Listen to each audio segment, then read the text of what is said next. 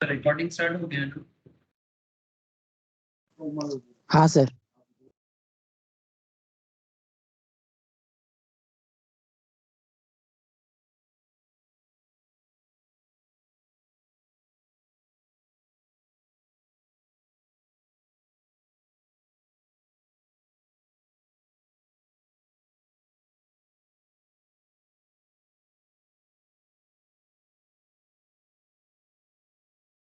Okay sir, चलो good morning again to all of you. अच्छा, तो बेसिकली कैपिटल गेन का क्लास चल रहा था इनकम टैक्स में। तो इनकम टैक्स में हम लोग कैपिटल गेन रिगार्डिंग कुछ क्वेश्चन लास्ट फ्यू क्लासेस में थोड़ा सा प्रैक्टिस किए, ताकि आप लोगों को थोड़ा आइडिया हो जाए कि सर कैपिटल गेन से किस तरह का सवाल हो सकता है या फिर प्रैक्टिकल एस्पेक्ट्स क्या है कैपिटल गेन का।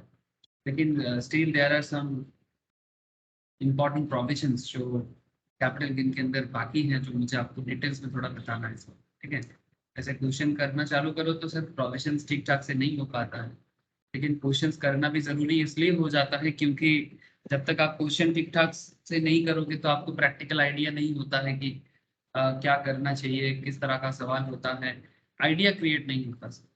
इसलिए ये ट्राई होना चाहिए बीच बीच में क्वेश्चंस तो करेंगे ही, लेकिन मोस्ट इम्पॉर्टेंट पार्ट जो आपको मैं हमेशा बोलता रहता हूँ दैट इज अगर आप प्रोविजंस ठीक ठाक से पढ़ोगे तो टैक्स जैसे सब्जेक्ट या लॉ जैसे सब्जेक्ट्स आपके लिए इजी लगेगा। अदरवाइज आप थोड़ा सा चैलेंज का सामना करना पड़ेगा, थोड़ा सा नहीं काफी चैलेंजिंग हो जाता है इसमें। ओके सर, तो आज क्या बताऊंगा सर? सर आज कुछ इंपॉर्टेंट सेक्शंस है, कुछ स्पेशल प्रोविजंस है कैपिटल गेन में, उसमें थोड़ा बात करेंगे। फिर आपके साथ में और एक इंटरेस्टिंग टॉपिक है सर, ट्रांसफर के बारे में मैंने बताया था सेक्शन 2 सबसेक्शन 47, ठीक है, जिसमें कैपिटल गेन तभी होता है ना सर जब ट्रांसफर होता है ना। अगर ट्रांसफर नहीं होगा तो वो कैपिटल गेन नहीं है, ये बात आप लोगों को याद होगा। ठीक है, मतलब ट्रांसफर मतलब क्या, ट्रांसफर का सिंपल मतलब क्या हुआ था सर? ट्रांसफर का सिंपल मीनिंग हुआ था सेल होना, है ना। आप किसी को कोई प्रोडक्ट सेल करते हो, स्पेशली एसेट, प्रोडक्ट तो यहाँ पर नहीं बोलेंगे सब, आप किसी को कोई भी एसेट सेल करते हो तो एसेट सेल करने से, कैपिटल एसेट सेल करने से आपको कैपिटल गेन होता है। तो सेल के अलावा और भी चीजें हैं जैसे कि एक्सचेंज करना, है ना। सेल को अगर साइड कर दे तो एक्सचेंज करना भी एक तरह का ट्रांसफर है सर, है ना। हम लोग गाड़ी खरीदते हैं, एक्सचेंज कर लेते हैं गाड़ी, है ना। तो एक्सचेंज बहुत इंपॉर्टेंट टॉपिक है, मतलब बाकी चीज कैश में सेटल करते हैं, एक्सचेंज कर लेते हैं, है ना। तो exchange is also transfer, sale is transfer, relinquishment is transfer. Relinquishment मतलब आज कुछ शेयर मेरे पास है लेकिन मैं वो शेयर को रिलिंक्विश करना चाहता हूँ, किसी और को दे देना चाहता हूँ। हाँ, बदले में मैं कुछ ना लूं बट फिर भी वो ट्रांसफर है, ठीक है, रिलिंक्विशमेंट बोलते हैं इसको। ठीक है, एक्सटिंग्विशमेंट कंप्लीट डिस्ट्रक्शन, मतलब एसेट को कंप्लीटली डिस्ट्रॉय कर देना, उसका जो भी स्क्रैप है उसको बेच देना, ठीक है, इस तरह का। ठीक है, फिर जैसे मानो part performance of a contract, part performance कैसा हो सकता है? Part performance in the sense specially real estate के केस में होता है। आपको कोई बिल्डिंग खरीदना होता है लेकिन आप बिल्डिंग पूरा पूरी आपके पास नहीं आता है, बट आप आधा पैसा देते हो या 50% या 25% पेमेंट करते हो, आपको घर यूज करने का मौका मिल जाता है। ठीक है, फिर धीरे धीरे आप बाकी पेमेंट करते हो, दैट इज ऑल्सो ट्रांसफर। ठीक है, तो point is very simple sir, transfer जो सेक्शन 2 सबसेक्शन 47 में कहा गया है, जो कैपिटल गेन का एक बहुत इंपॉर्टेंट पार्ट है, क्योंकि आप लोगों को पता है ना, जब तक ट्रांसफर नहीं होगा तब तक कैपिटल एसेट ट्रांसफर नहीं होगा तो कैपिटल गेन का ट्रीटमेंट नहीं होगा, है ना। कैपिटल एसेट ट्रांसफर नहीं होगा तो कैपिटल गेन का ट्रीटमेंट नहीं होगा। तो इसीलिए ट्रांसफर, ये प्रोफार्मा वगैरह में समझा दिया था सर, लेकिन अब प्रोफार्मा के अंदर ऐसा बहुत सारा चीज है जो आपको जानना है सर। ठीक है, जो धीरे धीरे आपको मुझे बताना है। मैं लास्ट 2-3 क्लासेस में थोड़ा क्वेश्चंस पे फोकस किया था, ठीक है, अलग अलग टाइप का क्वेश्चंस आप लोगों को किया, ठीक है, लेकिन अब मैं थोड़ा क्वेश्चन से हटके प्रोविजंस पे थोड़ा सा ध्यान दूंगा सर, क्योंकि बहुत सारा इंपॉर्टेंट सेक्शंस है जो कैपिटल गेन के अंदर जरूरी है और आपको थोड़ा जानना चाहिए। ठीक है, तो चलिए सर, जैसे कि मैं आपको ट्रांसफर के बारे में थोड़े डिटेल्स में बता रहा हूँ कि सर ट्रांसफर क्या है, जो मैं आपको पहले भी बोला, transfer and what it means, section 2 subsection 47। ठीक है, सेल होना, एक्सचेंज होना, रिलिंक्विशमेंट होना, है ना, एसेट का। एक्सटिंग्विशमेंट ऑफ राइट मतलब आपका राइट कंप्लीटली किसी चीज से चले जाना, ठीक है। एक्सटिंग्विशमेंट मतलब आज जो आपका है कल वो कंप्लीटली किसी और का हो जाएगा, ठीक है। जैसे मानो आपके पास मूवी का कोई राइट है, ठीक है, या आप गाना गाते हो, गाने का राइट है।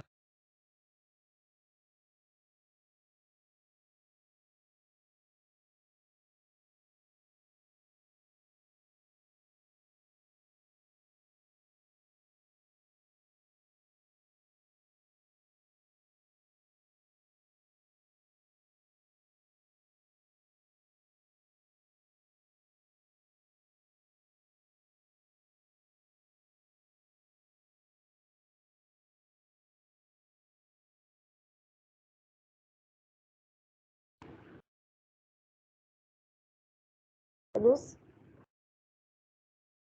आवाज नहीं आ रही है मेरी तरफ।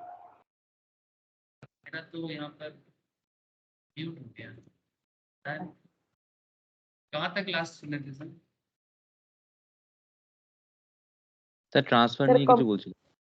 हो जाना। ट्रांसफर लेके कुछ बोलते थे। कंप्लीटली किसी और के नाम हो जाना। कंप्लीटली किसी और के नाम हो जाए।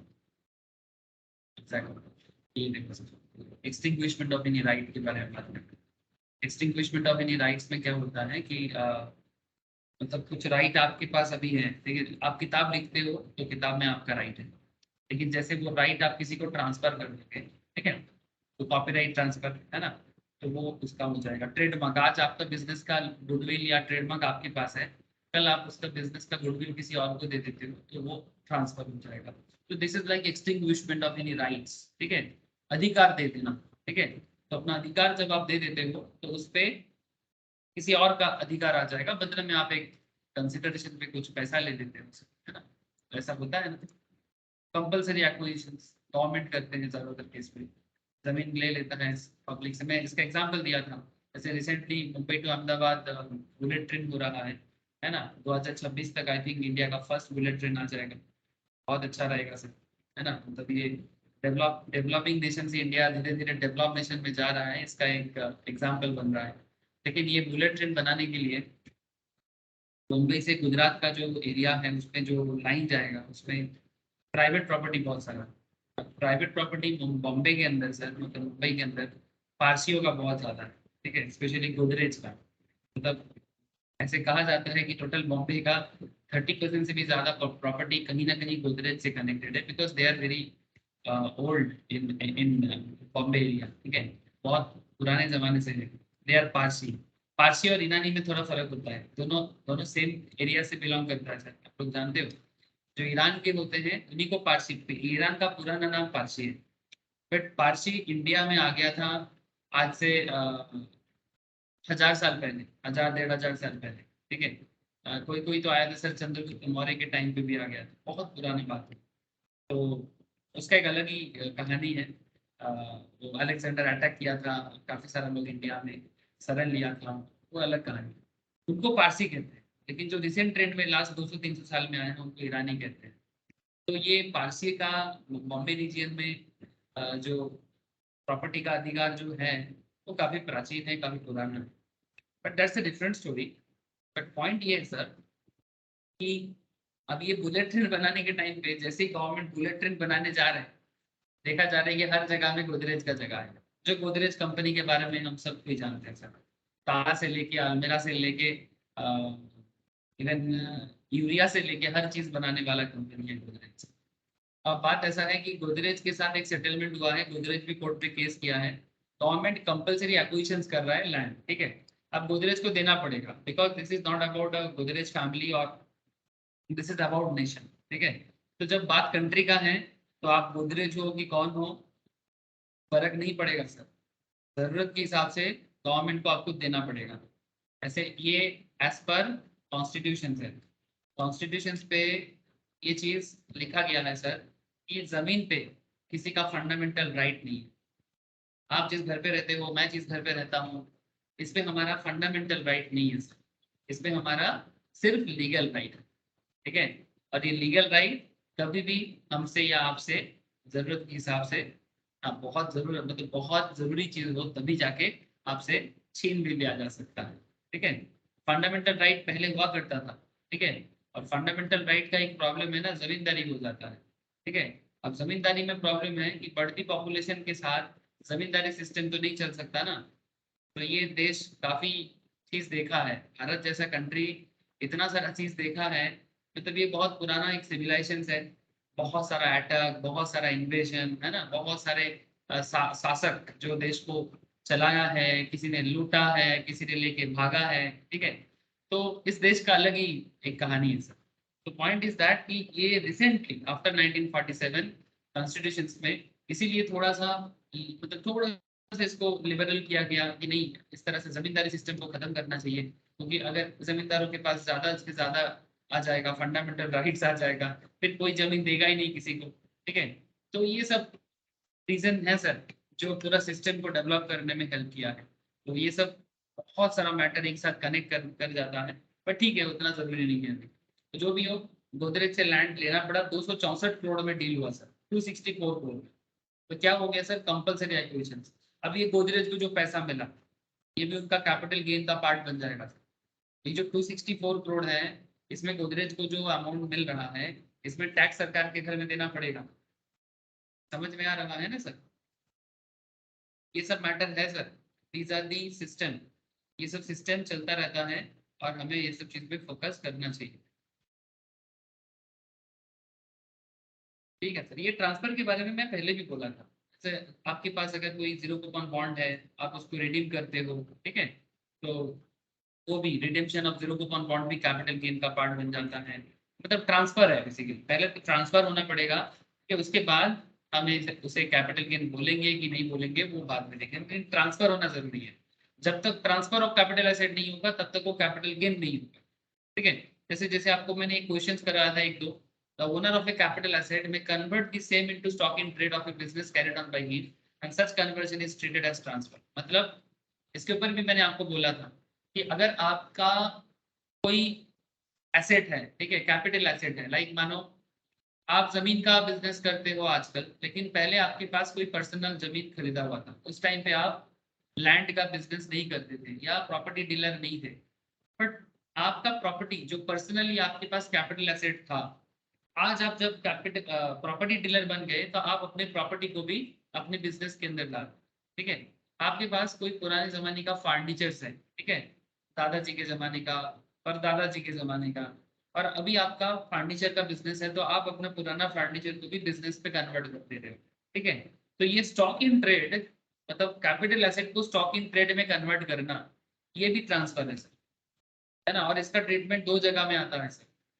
स्टॉक इन ट्रेड को, मतलब कैपिटल एसेट को स्टॉक इन ट्रेड में कन्वर्ट करना, इसका ट्रीटमेंट दो जगह में आता है। इसका कैपिटल गेन भी होता है और इसका बिजनेस एंड प्रोफिशन में भी इनकम शो किया जाता है, अब जितना प्रॉफिट करोगे। ठीक है, तो इसके ऊपर क्वेश्चन सॉल्व हुए सर, कॉपी चेक कीजिएगा। ठीक है, या फिर क्लास देख लीजिएगा, मतलब क्लास सिर्फ देखना नहीं है, लिखना भी है। मैं बहुत जिनको आजकल सुन रहा हूँ सर, वो क्लास सुनता है, लिखता नहीं है। ठीक है, क्लास में जो भी सॉल्व करवाया जाता है वो सब जरूर आप अपनी कॉपी में उतारिएगा सर। ठीक है, क्योंकि बाद में नहीं तो आपको समझ में नहीं आएगा कि कौन सा क्वेश्चन था, प्रैक्टिस भी हो जाता है।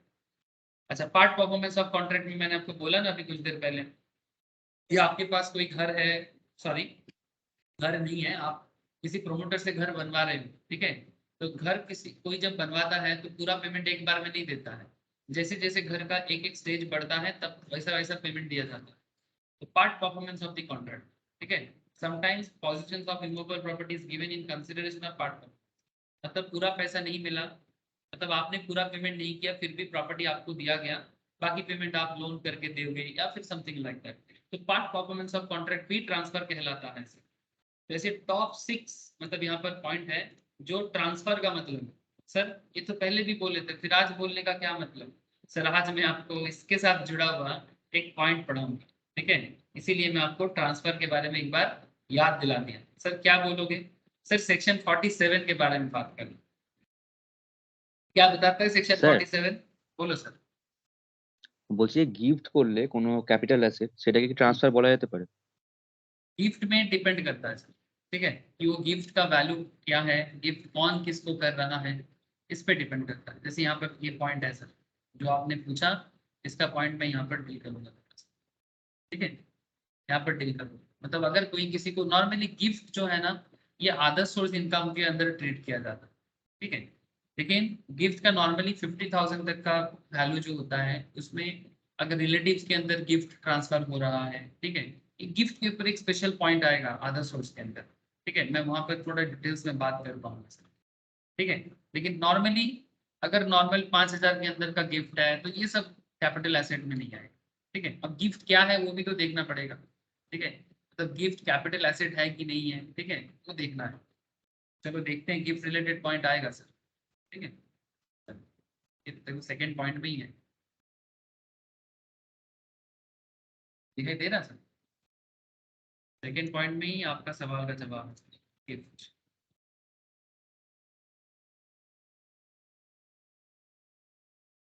चलो सर, तो बेसिकली मैं आपको क्या पॉइंट बताने जा रहा हूँ सर, ट्रांसफर तो है पर उसको ट्रांसफर नहीं माना जाएगा। तो कैसे? Section 47 of the income tax act capital gain के अंदर ये एक्चुअल में ये बात करता है। Section 47 specifies certain transactions which will not be regarded as transfer. Point to be noted sir, section 47 specify करते हैं कुछ ट्रांजैक्शंस जिसको capital gain sorry transfer treat नहीं करते कैपिटल गेन के अंदर। तो अगर ट्रांसफर नहीं होगा तो कैपिटल गेन होना थोड़ा मुश्किल हो जाता है, ठीक है।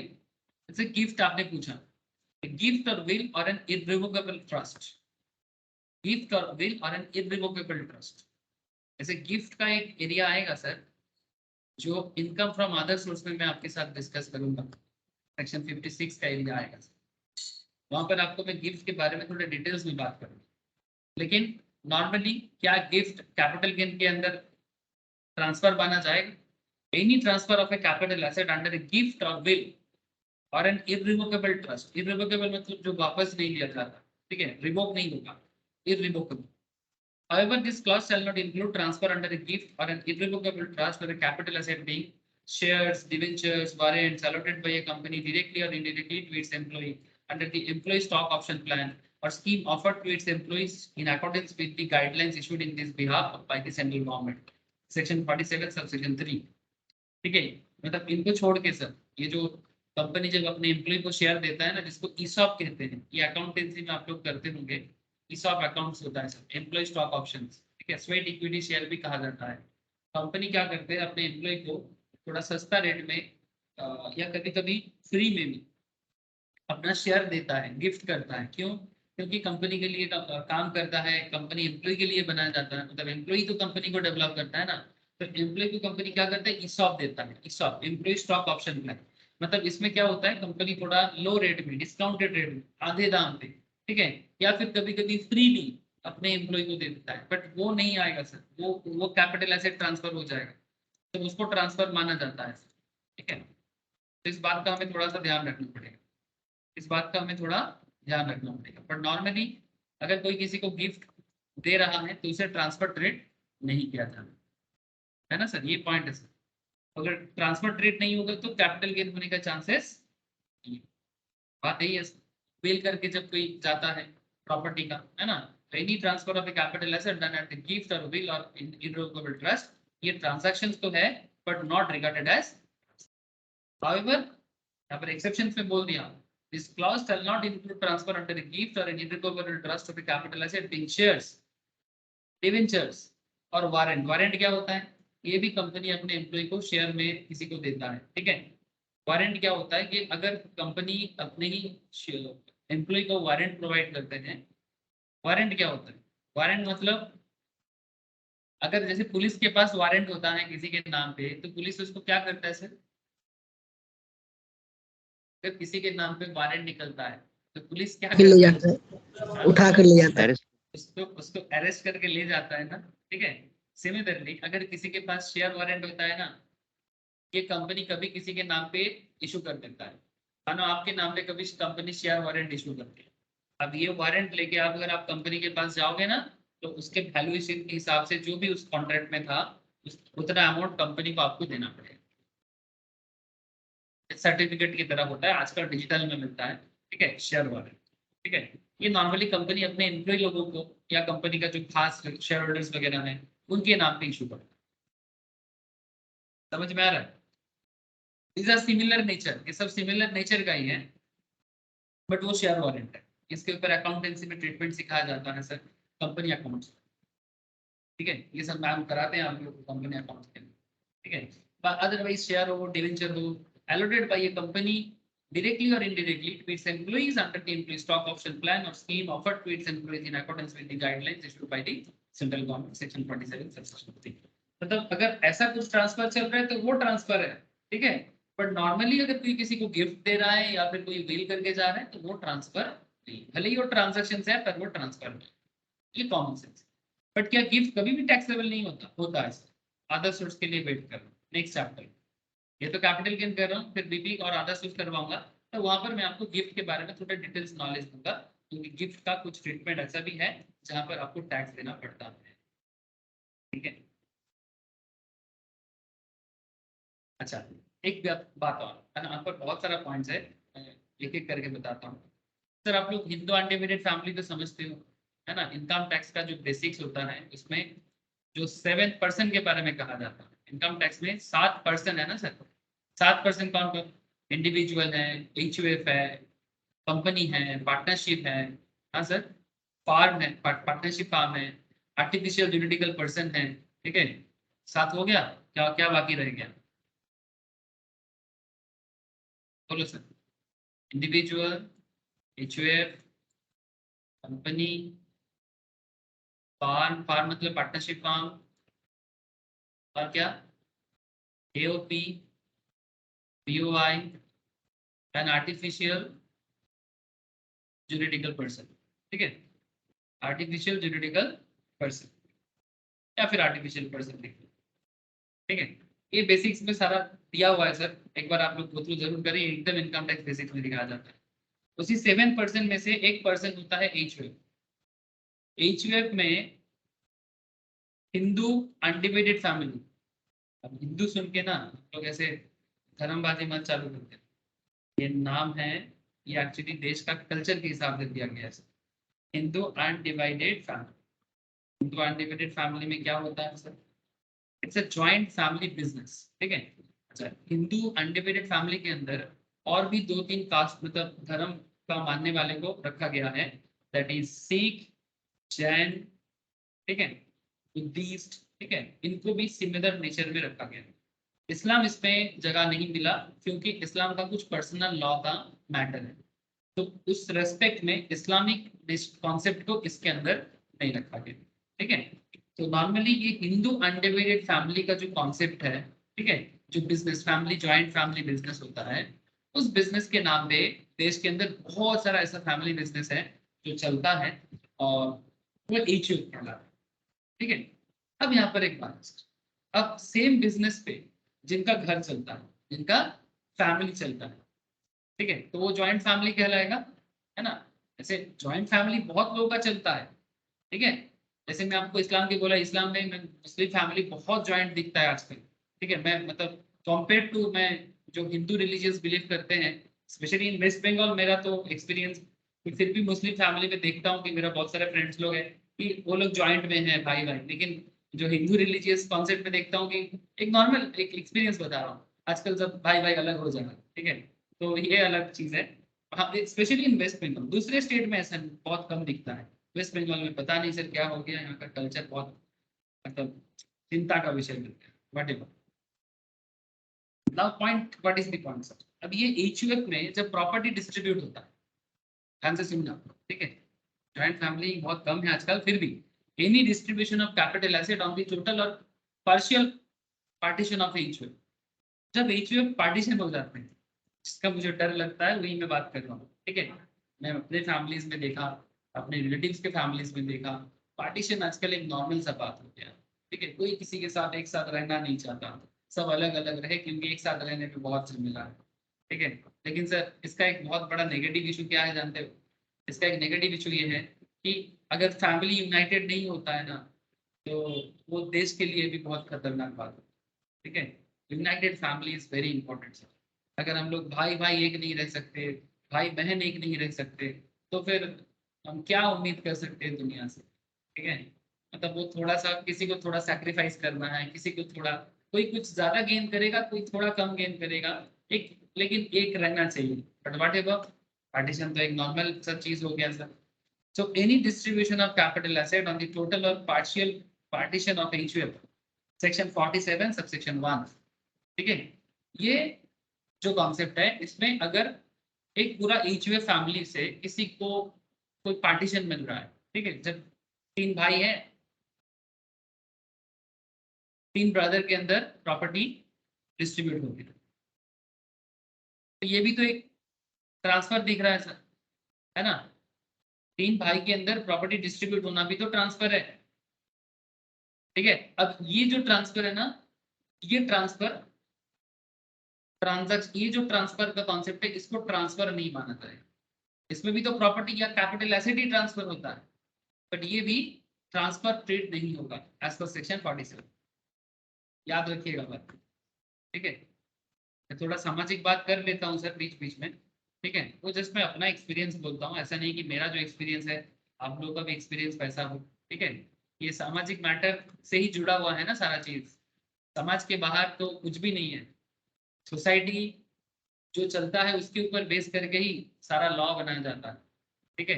तो ये मेरा मानना है कि आप भी समाज के बारे में जानकारी बढ़ाओ अपना, ठीक है।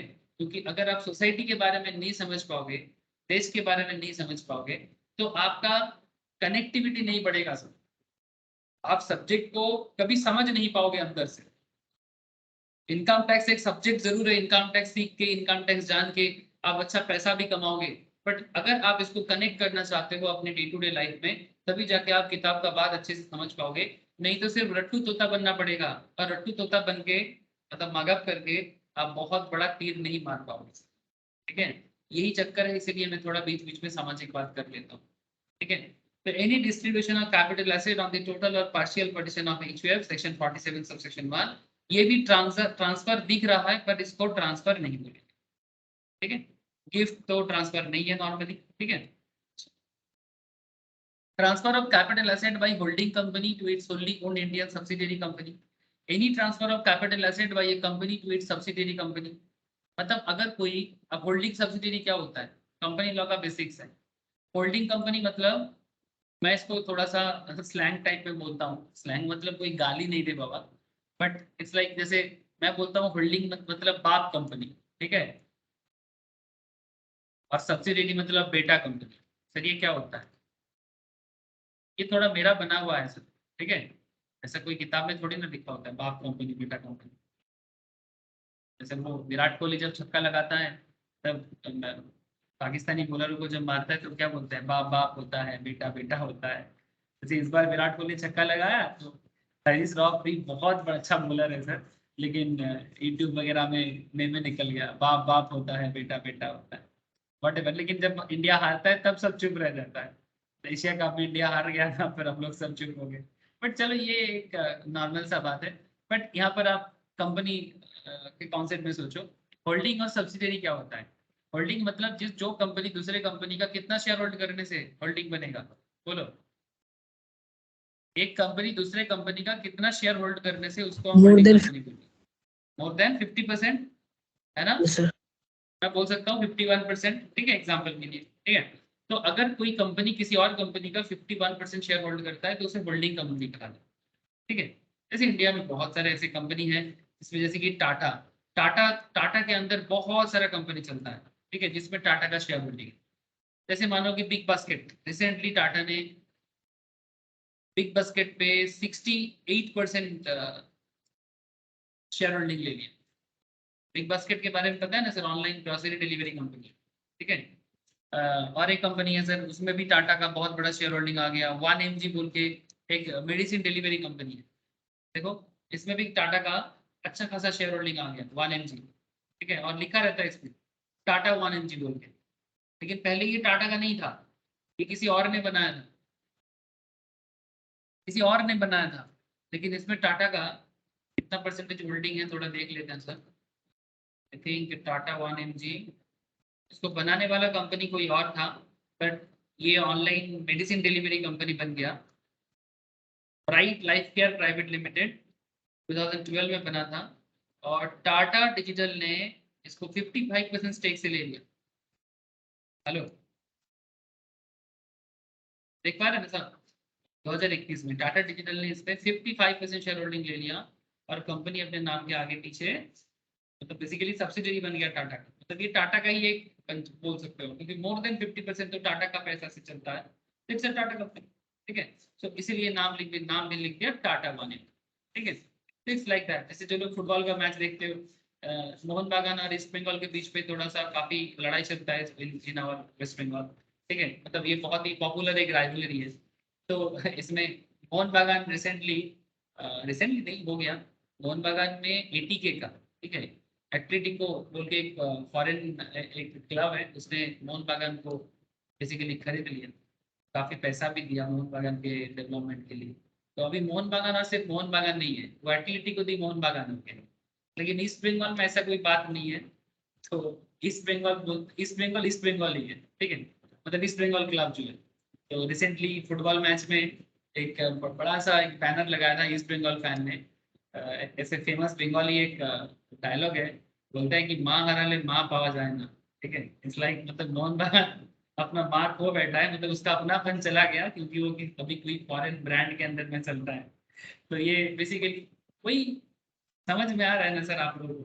ठीक है, मोहन बागान अभी और अपना नहीं है, ठीक है, वो फॉरेन ब्रांड के अंदर में चलता है। तो वॉट एवर, ये अपना अपना खेल है। बट मैं एक चीज मानता हूँ कि अगर स्पोर्ट्स डेवलपमेंट के लिए किसी इन्वेस्टमेंट आता है, और इंडिया आज तक फुटबॉल वर्ल्ड कप नहीं खेल पाया, ठीक है, तो इंडिया में बेसिकली प्रॉब्लम है कि इंफ्रास्ट्रक्चर का इश्यूज है। ठीक है, हम लोग 140 करोड़ में से 11 फुटबॉलर आज तक नहीं बना पाए। तो अगर कोई फॉरेन ब्रांड आके हमारे देश में फुटबॉल इंफ्रास्ट्रक्चर को डेवलपमेंट करता है, ठीक है, मेरे को लगता है कि उसको एक्सेप्ट करना चाहिए। ठीक है, क्योंकि जैसे आईपीएल के कारण इंडियन क्रिकेट डेवलप हुआ है, उसी तरह से अगर आईएसएल या फिर इस तरह का फॉरेन डेवलपमेंट आने के बाद अगर देश में फुटबॉल इंफ्रास्ट्रक्चर डेवलप हो तो ये देश के लिए अच्छा है। ठीक है, कोई बोलेगा सर स्पोर्ट्स में कॉमर्शियलाइजेशन जरूरी है क्या? हाँ सर जरूरी है, क्योंकि आखिर at the end of the day survival करना होता है, और स्पोर्ट्स भी आज के डेट में एक लोगों का जीने का एक सर्वाइवल मोड हो चुका है। तो क्यों ना करें, है ना? आखिर में इकोनॉमी डेवलप होना चाहिए, स्पोर्ट्स एंटरटेनमेंट भी होना चाहिए और स्पोर्ट्स अर्निंग का भी एक बहुत अच्छा जरिया भी होना चाहिए, और ऐसा हर एक चीज में होना चाहिए। ठीक है, मतलब मेरा कहने का मतलब है, नहीं तो क्या है ना, वो दुनिया काफी कॉम्प्लेक्स हो रहा है। कॉम्प्लेक्स दुनिया के साथ सबको अडेप्टेबिलिटी होना चाहिए। तो whatever, I hope you understand कि ये transfer of capital asset by holding company to its fully owned Indian subsidiary company. ठीक है, मतलब वो कोई फॉरेन कंपनी अगर इंडियन कंपनी को फुल्ली ओन कर देता है, any transfer of capital asset by a company to its subsidiary company, अगर कोई कंपनी अपनी सब्सिडियरी कंपनी को कोई एसेट ट्रांसफर करता है, कोई कैपिटल एसेट ट्रांसफर करता है, तो वो भी देखने में ट्रांजैक्शन लगता है, बट सेक्शन 47 सबसेक्शन 4 के तहत ये ट्रांजैक्शन ट्रांसफर नहीं माना जाए। समझ में आ रहा है ना सर? ठीक है, इसलिए इसको पेरेंट कंपनी भी कहा जाता है, ये होल्डिंग को इसलिए मैं नाम दिया बाप कंपनी। आप समझ में आ रहे हैं सर? पेरेंट का मतलब माँ बाप दोनों होते हैं, but the same thing, parent company. ठीक है, जैसे टाटा 1mg का पेरेंट कौन हो गया सर? टाटा 1mg का पेरेंट कौन हो गया? 1mg का पेरेंट हो गया टाटा, टाटा डिजिटल। समझ में आ रहा है ना सर आप लोग?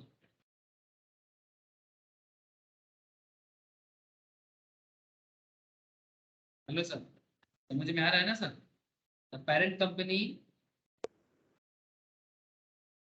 or its nominee must hold the whole of the share of the subsidiary company and the subsidiary company must be an Indian company। मतलब अगर कोई कंपनी का जो सब्सिडियरी मैटर है वो इंडियन कंपनी होना चाहिए। ठीक है, मतलब आप किसी फॉरेन कंपनी को सब्सिडियरी बना के उसमें कैपिटल एसेट ट्रांसफर करोगे तो उसको कैपिटल एसेट ट्रांसफर माना जाएगा, लेकिन अगर आप इंडियन कंपनी में कैपिटल एसेट ट्रांसफर करोगे तो उसमें कैपिटल एसेट मतलब उस ट्रांसफर को कैपिटल एसेट ट्रांसफर नहीं माना जाएगा। तो बात इंडियन कंपनी का होना चाहिए। सर इस पे 100% शेयर होना जरूरी है क्या? यहाँ पे लिखा हुआ है ना, whole of the share of the subsidiary company. हाँ, the parent company or its nominee must hold the whole of the shares of the subsidiary company, मतलब 100% उसके अंदर भी होना चाहिए। अब टाटा 1mg वगैरह का 55% है, इसमें होल्ली ओन्ड होगा, होल्ली ओन्ड सब्सिडियरी। ठीक है, ऐसे सब्सिडियरी का 55% में बोलो। होली 55% है, होली नहीं ना, होली मतलब 100%। हाँ, होली मतलब 100%, वही मैं बोल रहा हूँ कि जैसे मैं आपको सब्सिडरी का एग्जाम्पल के लिए एक रिसेंट एग्जाम्पल उठाया, अब होल्डी ओन सब्सिडरी के लिए आपको 100% होल्डी ओन देखना पड़ेगा। 100% होल्डी ओन पे मिल जाएगा सर।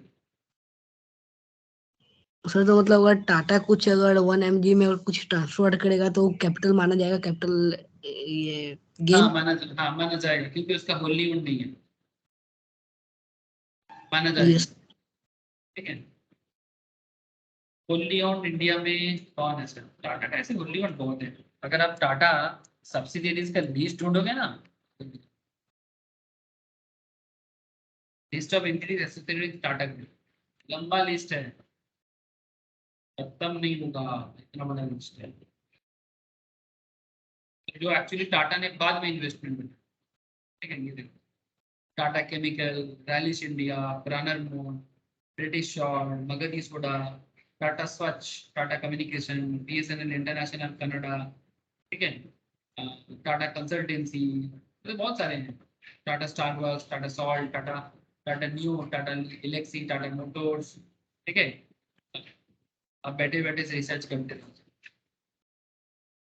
ये रूल्स था। ठीक है। अच्छा, transfer of capital asset by a subsidiary company to its 100% holding company था। अब same same to same opposition opposite में, अगर कोई कैपिटल एसेट कोई सब्सिडियरी कंपनी अपने ही होल्डिंग कंपनी को ट्रांसफर करता है, तो इन्हीं transfer of capital asset by subsidiary company to the holding company, मतलब अगर बेटा कंपनी बाप कंपनी को एसेट ट्रांसफर करे, section 47 subsection 5, that is also not treated as transfer. ठीक है, इसे भी ट्रांसफर नहीं बनता है। Transfer of capital asset by amalgamating company to amalgamated Indian company in a scheme of amalgamation. Amalgamation क्या होता है? Amalgamation क्या होता है? नाम सुना आप लोग कभी amalgamation का?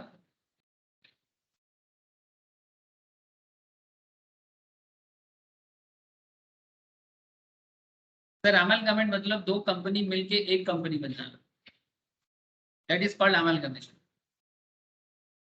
समझ रहे हो? तीन चीज होता है नॉर्मली, amalgamate होता ज्वाइंट है। वेंचर, हाँ बोलो। As like a joint venture. Joint venture क्या होता है ना सर? जॉइंट वेंचर मतलब दोनों अलग है लेकिन एक साथ वेंचर कर रहे हैं। वेंचर का मतलब क्या? बिजनेस। ठीक है, दोनों अलग है पर दोनों ने मिलकर जॉइंट वेंचर, जैसे मारुति और सुजुकी जॉइंट वेंचर करता है, ये लोग अमलगामेंट नहीं है। ध्यान से समझना बात। मारुति सुजुकी जो इंडिया में बिजनेस करता है, मारुति कहाँ का है सर? जापान। मारुति इंडिया का है। मारुति तो ये यहाँ का। मारुति इंडिया और सुजुकी हाँ जापान। हाँ, मारुति इंडिया का है, सुजुकी जापान का है। ठीक है, अब ये लोग एक्चुअली इंडिया में जॉइंट वेंचर में काम करते हैं। ठीक है, सुजुकी मोटर जापान से और मारुति गवर्नमेंट ऑफ इंडिया। ठीक है, ऑटोमोबाइल सेगमेंट से। लेकिन अमलगमेटेड कंपनी कैसे होते हैं? इस केस में दो कंपनी एक हो जाएगा, इट्स लाइक मार्ज हो जाना, जैसे वोडाफोन आइडिया मार्ज हो गया है ना। एक्विजिशन अलग होता है, मतलब एक बड़ा कंपनी छोटा कंपनी को ले लेता है, उसको एक्विजिशन बोलते हैं। ठीक है, बट यहाँ पर दो कंपनी सिमिलर नेचर का एक दूसरे के साथ अमलगमेट हो जाते हैं। ठीक है, अमलगमेशन के ऊपर भी अकाउंटेंसी में अकाउंटिंग ट्रीटमेंट सिखाया जाता है कि अमलगमेटिंग कैसे होता है, कंपनी अकाउंट्स में सिखाया जाएगा सब अमलगमेशन। ठीक है, ये सब अकाउंटिंग स्टैंडर्ड्स भी होता है। ठीक है, ठीक है, अब अकाउंट्स में नहीं जाएंगे, बस आपको इतना समझाने का कोशिश मैंने किया कि जैसे होल्डिंग सब्सिडरी होता है, सिमिलर नेचर में अमलगमेशन भी होता है। ठीक है, जब आप लोग अकाउंट्स करोगे तो अमलगमेशन अकाउंट्स भी सीखोगे, जब दो कंपनी मार्ज होता है बेसिकली। अब इतना जानो। ठीक है, तो क्या बोलते हैं sir? Any transfer in scheme of amalgamation of a capital asset by amalgamating company to the amalgamated company. ठीक है, मतलब एक कंपनी दूसरी कंपनी के साथ मार्ज हो रहा है, तो कोई कंपनी किसी और के साथ जब मार्ज हो रहा है तो उसमें भी तो एसेट ट्रांसफर होता है, but that transfer is also not treated as। लेकिन हाँ, एक बात होना चाहिए sir, if the amalgamated company is an Indian company, मतलब जो दोनों मिलके जो बनेगा वो इंडियन कंपनी बना चाहिए। तो दोनों मिलके अगर फॉरेन कंपनी हो जाएगा, ठीक है, दो कंपनी मिलके फॉरेन कंपनी हो जाएगा, तो उसको नहीं बोलेंगे सर, उसको ट्रांसफर बोल देंगे। लेकिन दोनों कंपनी मिलके अगर इंडियन कंपनी बनेगा, तो उसमें वो दैट काइंड ऑफ अमलगमेशन में जो एसेट ट्रांसफर होगा वो किस तरह का ट्रांसफर माना जाएगा? उसको ट्रांसफर नहीं माना जाएगा। ठीक है, लेकिन एसेट ट्रांसफर वहां पर भी होता है। Transfer of capital asset by the demerged company to the resulting Indian company, मतलब दोनों कंपनी एक था अलग हो गया, ठीक है, डीमर्ज हो, डीमर्जर, मार्जर डीमर्जर, मार्ज होना मतलब जैसे वोडाफोन आइडिया है ना, वोडाफोन आइडिया के अंदर क्या हुआ था, वोडाफोन अलग था, आइडिया अलग था, दोनों एक हो गया। अगर मानो कल अलग भी हो जाता है तो उसमें भी एसेट ट्रांसफर होगा, लेकिन इंडियन कंपनी है तो फिर नो ट्रांसफर।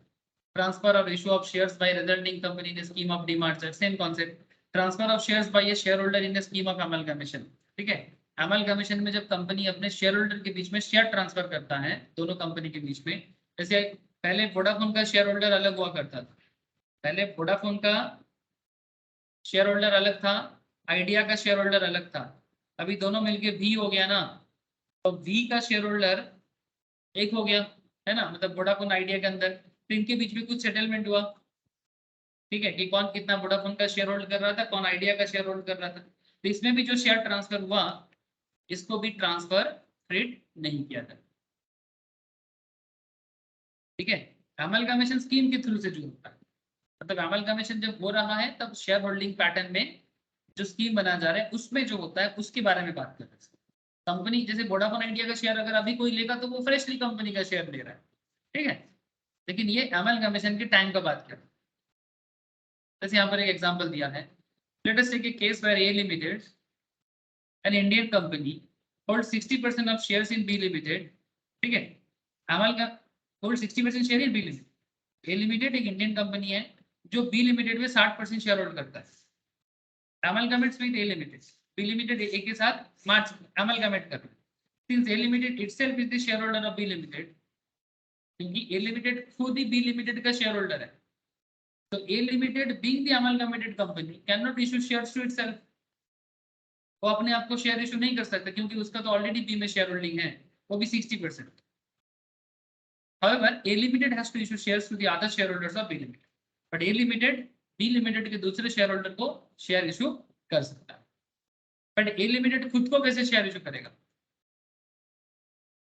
क्योंकि वो तो ऑलरेडी कंपनी का 60% शेयर होल्ड करता है।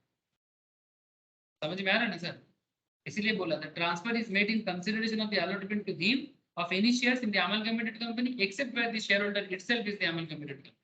The amalgamated company is an Indian company और ये amalgamated company इंडियन कंपनी होना चाहिए, ठीक है, अदरवाइज ये ट्रांसफर नहीं माना जाएगा, ठीक है।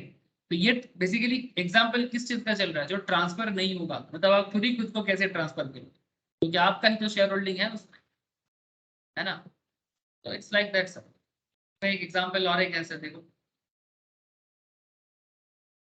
एम ने 2000 शेयर एक कंपनी में होल्ड करके रखा, ठीक है, M held 2000 shares in a company ABC limited, ABC limited एक इंडियन कंपनी है, this company amalgamated with another Indian company XYZ limited during the previous year ending 31 March 2023, ठीक है, 2023 के 31 मार्च के एंडिंग में ऐसा हो रहा है। Under the scheme of amalgamation M was allotted 1000 shares in a new company, amalgamation scheme के तहत एम को 1000 शेयर्स मिला न्यू कंपनी, 2000 शेयर वो एबीसी में होल्ड करता था, अब एबीसी और XYZ दोनों मार्च कर रहा है, M was allotted 1000 shares in the new company, the market value of shares allotted is higher by ₹50,000, लेकिन मार्केट वैल्यू शेयर का 50,000 में ज्यादा हो गया, and the value of holding in ABC, मतलब एबीसी में जितना वैल्यू था उससे 50,000 अमाउंट में ज्यादा हो गया, द असेसिंग ऑफिसर, मतलब जो इनकम टैक्स में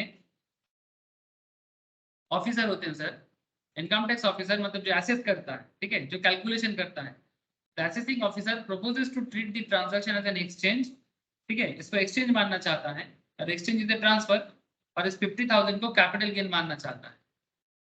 क्या असेसिंग ऑफिसर सही करेगा? No sir.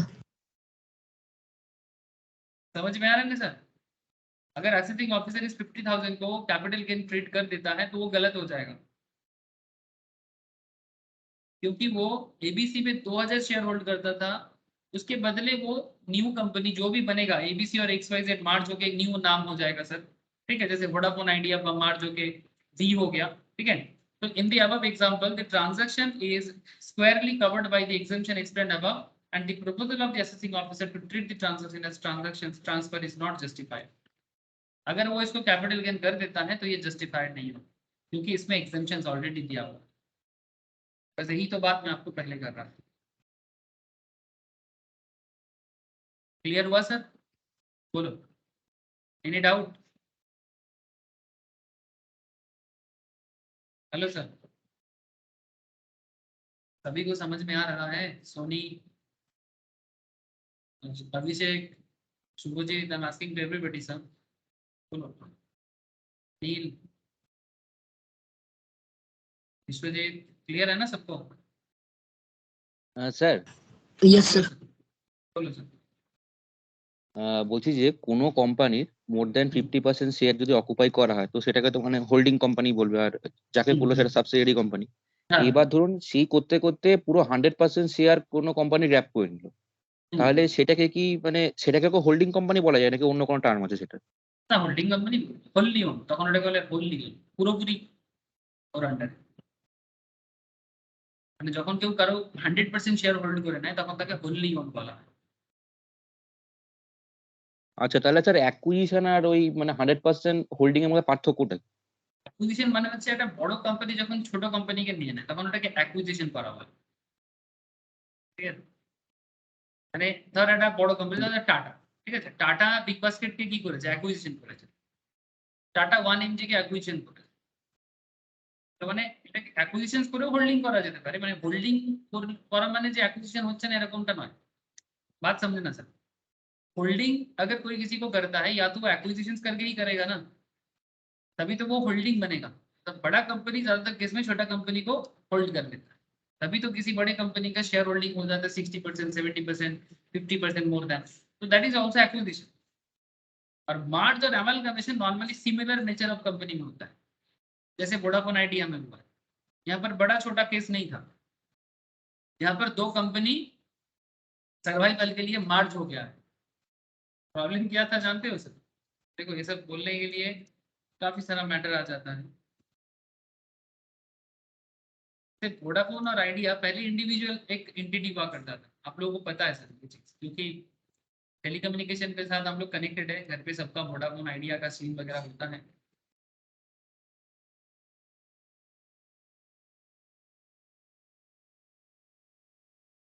ठीक है, तो इसका करेंटली अगर इसका फाइनेंशियल देखोगे ना, मार्च होने के बाद भी खतरनाक हालत में, मार्च हो गया फिर भी इसका इनकम स्टेटमेंट देखोगे अभी भी नेगेटिव हालत में, 28,000 करोड़ लॉस में चल रहा है, 3 लाख।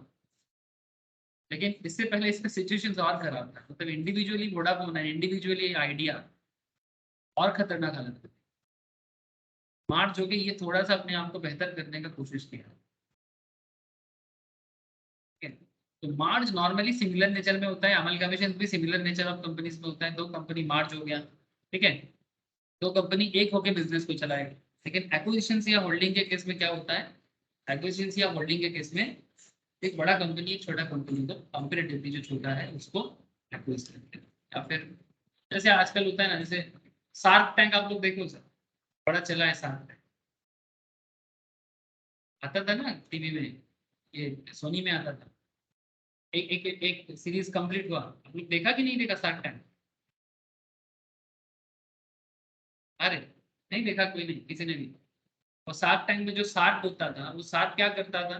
आपके पास बिजनेस आइडिया है और शार्क के पास पैसा है, आपका बिजनेस ऑलरेडी चालू है, तो शार्क बोलता था ठीक है आपके बिजनेस पे पैसा जरूरी है, मैं आपको पैसा दूंगा, बट बदले में आपके बिजनेस में मेरे को इतना शेयर होल्डिंग। ठीक है, अब अगर वो 50% शेयर होल्डिंग ले लेगा तो वो शार्क होल्डर बन जाएगा, तो होल्डिंग बन जाएगा। जगह लगा बेटा,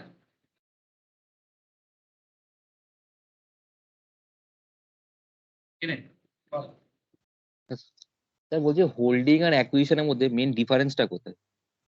আমি অ্যাকুইজিশনস করলে হোল্ডিং হয়ে যাবে, কারণ আমি অ্যাকুইজিশনস কাউকে করলে তো অটোমেটিক্যালি 50% বেশি হলে তবেই তো অ্যাকুইজিশনসটা হবে, নাহলে তো ও অ্যাকুইজিশন মানে কমপ্লিটলি ওরকম কোনো মানে নেই, মানে সেটা অ্যাকুইজিশনটা পার্টলি করা যেতে পারে হোল্ডিং এর হ্যাঁ মধ্যে?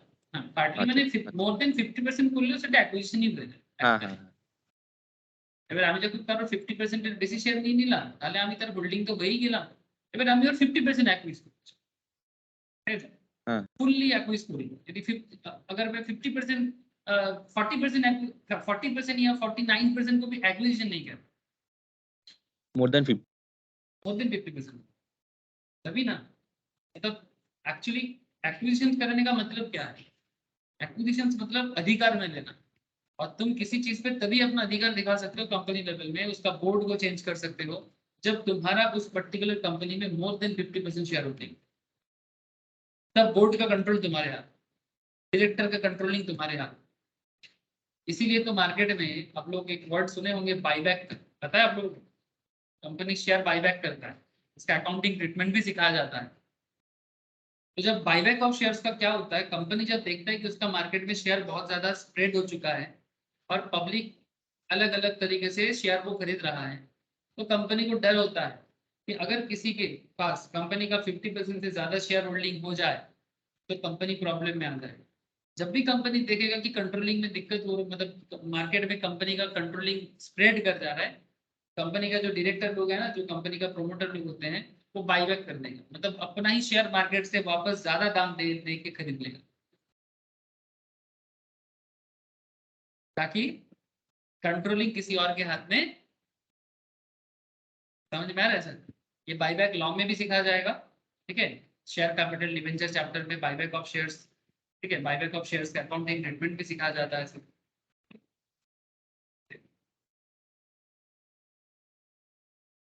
तो आई होप कि आपको इस केस को समझ में आ गया।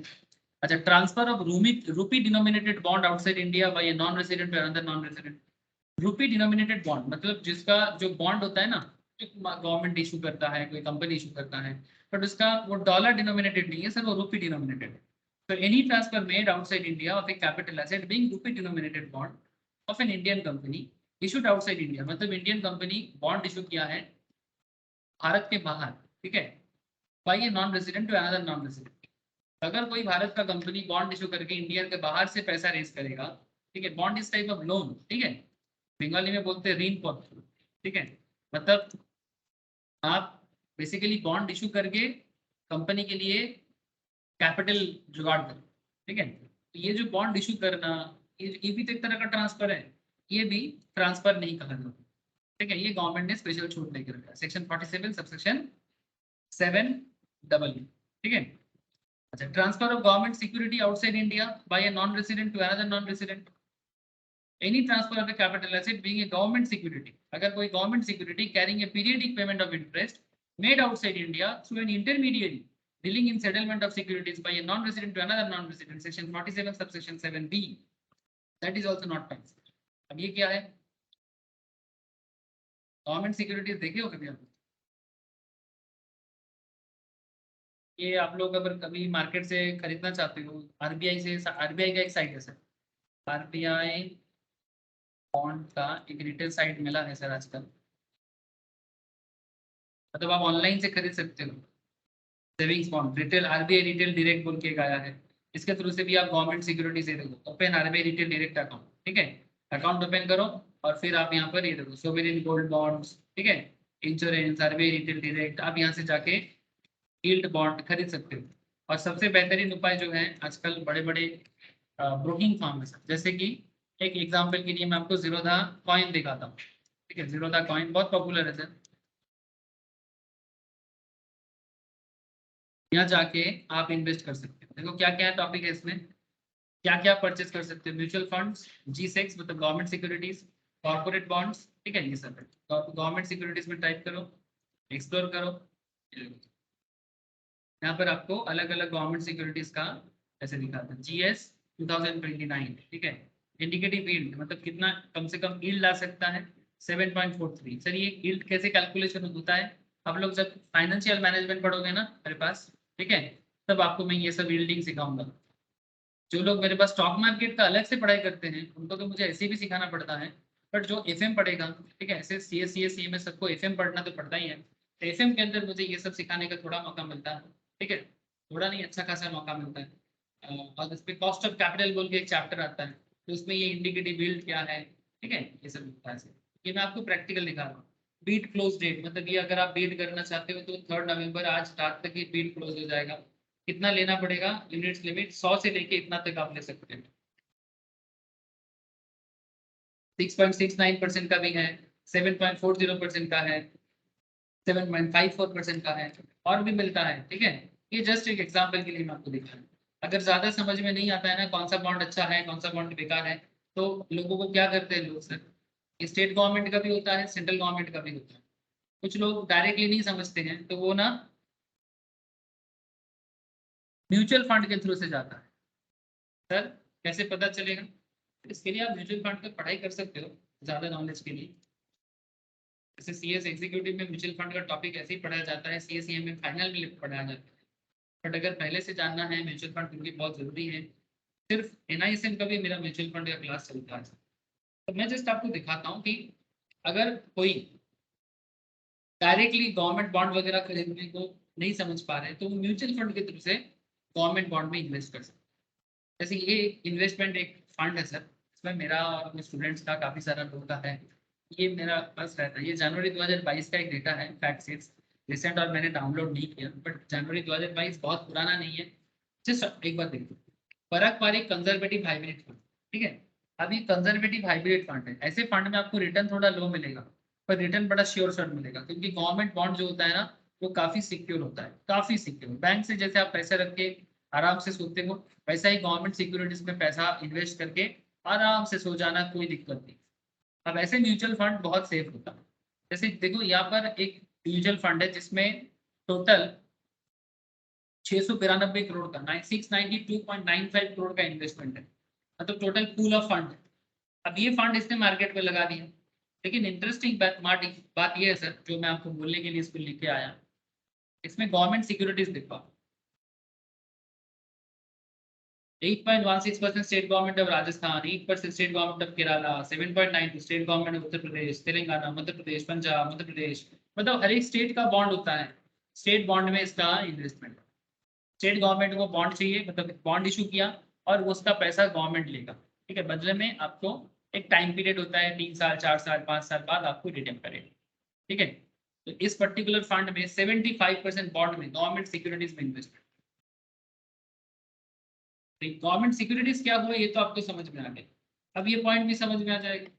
Transfer of rupee denominated bond outside India by non resident to another non resident, transfer of government security outside India by non resident to another non resident, ठीक है। अगर कोई गवर्नमेंट का सिक्योरिटीज बाई करता है तो बेसिकली गवर्नमेंट के पास पैसा आता है। तो अगर कोई इंडिया के बाहर जो आउटसाइड इंडिया का है, नॉन रेसिडेंट ऑफ इंडियन है, वो इंडिया के बाहर या नॉन रेसिडेंट भी है वो इंडिया का, तो कोई इंडिया का डायरेक्टली कोई नहीं लगता, ठीक है।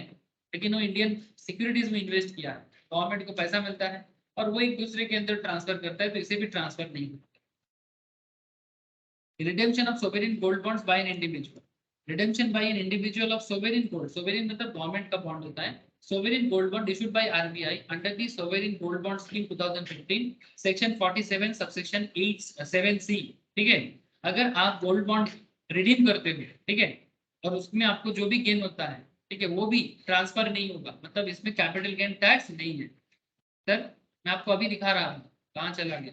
आरबीआई रिटेल में invest in sovereign gold bond दिखा था आपको, ये देखो, invest in government securities, participate in primary issuance, invest in sovereign gold bonds, ठीक है। यहाँ पर आप अकाउंट ओपन करना पड़ता है सर, ऑलरेडी रजिस्टर्ड और लॉग इन।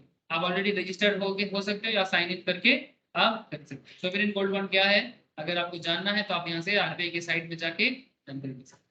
अच्छा एक चीज याद आया सर, आपको पता है कल डिजिटल करेंसी, इंडिया का पहला डिजिटल करेंसी आ गया, किसी को पता है या नहीं?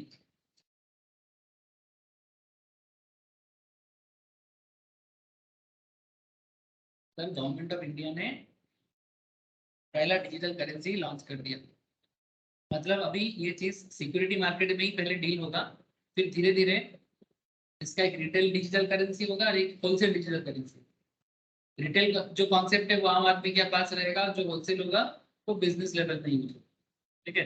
मतलब ये कुछ नहीं सर, हमारे आपके पॉकेट में जो पैसा होता है ना, 1 रुपी 2 रुपी 10 रुपी 100 रुपी 50 रुपी 1000 रुपी 2000 रुपी, ठीक है, उसी का डिजिटल वर्जन। अब वो धीरे धीरे पब्लिकली हो जाएगा, अभी ये ट्रायल बेस्ड है बट लॉन्च हो गया है। अब ये ट्रायल मेथड में चलेगा, सिर्फ गवर्नमेंट लेवल में चलेगा, फिर धीरे धीरे जैसे इसका प्रॉब्लम और इसका एडवांटेज डिसएडवांटेज समझ में आ जाएगा, फिर जाके ये पायलट रन से रियल लाइफ में एप्लीकेबल होता है। मतलब आप घर से निकलोगे और इसको यूज करने के लिए इंटरनेट का भी जरूरत नहीं पड़ेगा, मतलब without any internet, just using a normal mobile phone, ठीक है, स्मार्टफोन, इवन कीपैड फोन में भी मोस्ट प्रोबेबली मैं सुन रहा था होगा, बिना किसी इंटरनेट का भी डिजिटल करेंसी इजीली कनेक्ट हो सकता है। ये बहुत बड़ा रेवोल्यूशन होने जा रहा है sir,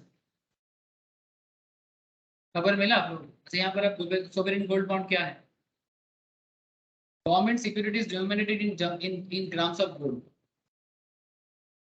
they are substitute of holding physical gold. मतलब गवर्नमेंट आपको बॉन्ड इशू करेगा, बदले में आप गवर्नमेंट में पैसा दोगे गवर्नमेंट, और गवर्नमेंट आपके नाम पे गोल्ड आपके नाम पे कर देगा, लेकिन वो गोल्ड आप फिजिकली अपने पास नहीं रखते हो, आप डिजिटली रखते हो, ठीक है। ये जस्ट लाइक अगर किसी को गोल्ड पहनना नहीं है, वो गोल्ड में इन्वेस्ट करना चाहता है,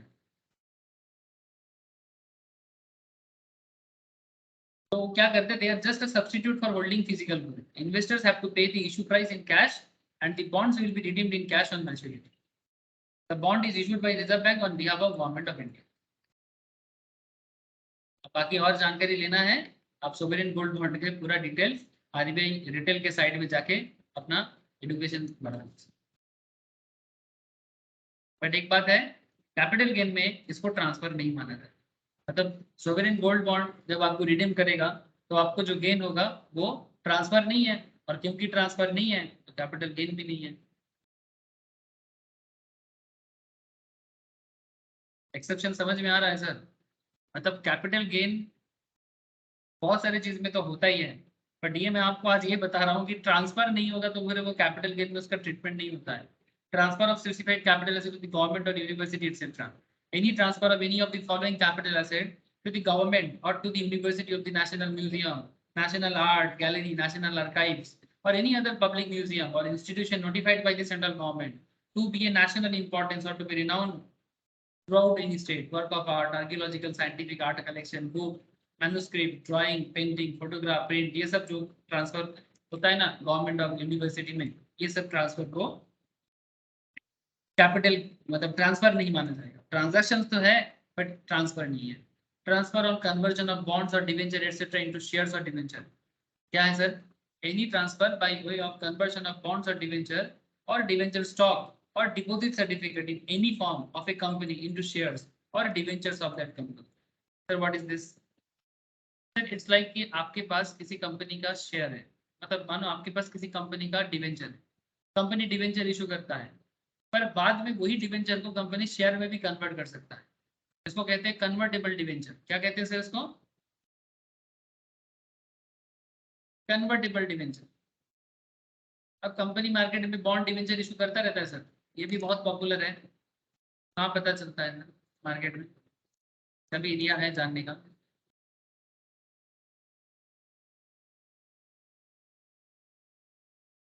ये मैंने आपको नेशनल स्टॉक एक्सचेंज के साइट में लेके आ गया, और यहाँ पर आप देख सकते हो कि बॉन्ड बिक रहा है मार्केट में। कंपनी बॉन्ड इशू किया, और ये बॉन्ड या डिवेंचर जो भी कहा आप इसको परचेस कर सकते हो, ठीक है। ये ट्रेडेबल भी है, तो मार्केट में इसका ट्रेड भी होता है। जैसे यहाँ पर आप देख सकते हो नेशनल हाईवे अथॉरिटी, NHAI, ठीक है, TCS, FL, IRFC, Indian railway finance, लंबा लिस्ट है। प्राइवेट कंपनी, गवर्नमेंट कंपनी, सब अपना अपना बॉन्ड इशू करने के लिए यहाँ पर आ गए। तो करेंटली मार्केट में ट्रेड हो रहा है, इसका रेगुलर बॉन्ड का फेस वैल्यू है 300, मार्केट में लास्ट ट्रेड हो रहा था 302 में, किसी का फेस वैल्यू है 1000, तो ट्रेड चल रहा है 1185 में। अब बात ऐसा है कि ये तो बॉन्ड है, दिस इज अ बॉन्ड। अगर किसी को, अगर कंपनी क्या करता है कि मानो कोई बहुत दिन से कंपनी का बॉन्ड होल्ड करके रखा है, ठीक है, आप कंपनी को रेगुलर बेसिस में बॉन्ड, जब भी कंपनी बॉन्ड इशू करता है वो खरीदता है बंदा, तो कंपनी ऐसा बोल सकता है कि अगर उसको लगता है कि वो कंपनी का शेयर लेना चाहता है तो बॉन्ड को शेयर में कन्वर्ट कर देगा, ठीक है। तो any transfer by way of conversion of bond और डिवेंचर स्टॉक। डिवेंचर स्टॉक मतलब क्या है कि आप कंपनी को डिवेंचर देके, ठीक है, कंपनी को डिवेंचर देके, डिवेंचर इशू के बदले कंपनी आपको शेयर देगा, मतलब डिवेंचर को मॉर्गेज रख के कंपनी से शेयर लिया जाता है। ये डिवेंचर स्टॉक का कॉन्सेप्ट है, ठीक है, ये लॉ में मैं बताऊंगा थोड़ा, डिबेंचर स्टॉक का डिटेल्स में लॉ में डिस्कस करने का मुझे मौका मिलेगा शेयर कैपिटल एंड डिबेंचर के टॉपिक में कंपनी लॉ क्लास में, तब मैं आपको डिटेल्स में बताऊँ। ठीक है, तो any transfer by way of conversion of bonds, debentures और debenture stock or deposit certificate company के अंदर रहता है। जैसे हम लोग बैंक में डिपॉजिट करते हैं, वैसा ही एक कंपनी दूसरे कंपनी में या एक इंडिविजुअल एक कंपनी में पैसा देके रखता है, इसको डिपॉजिट सर्टिफिकेट कहते हैं in any form of a company into shares or debentures of the company, section 47 subsection 10, that is also not transfer. Conversion of preference share into equity share, ये भी ट्रांसफर नहीं है। Any transfer by way of conversion of preference share of a company into equity share of that company, उसे भी transfer नहीं कहा जाता। Transfer of capital asset under reverse mortgage, थोड़ा थोड़ा थोड़ा ये जो कॉन्सेप्ट है ना, थोड़ा सा अलग कॉन्सेप्ट है, ये शायद आप लोग कभी सुने होंगे कि नहीं, आई डोंट नो, बट ये एक अलग ही टॉपिक है। रिवर्स मॉर्गेज नाम सुना कभी आप लोग? सर कैसे सुनेंगे आप? No sir. ठीक है, रिवर्स मॉर्गेज सुना है? रिवर्स मॉर्गेज सुना? No sir. कोई बात नहीं, सुन लो। रिवर्स मॉर्गेज स्कीम में क्या होता है? This is for old age people. पहले प्रोविजंस पढ़ो, फिर इसका एक एग्जांपल करते हैं। ठीक है, फिर एग्जांपल देते देते ही चलेंगे, बट पहले एक बार प्रोविजंस पढ़ो।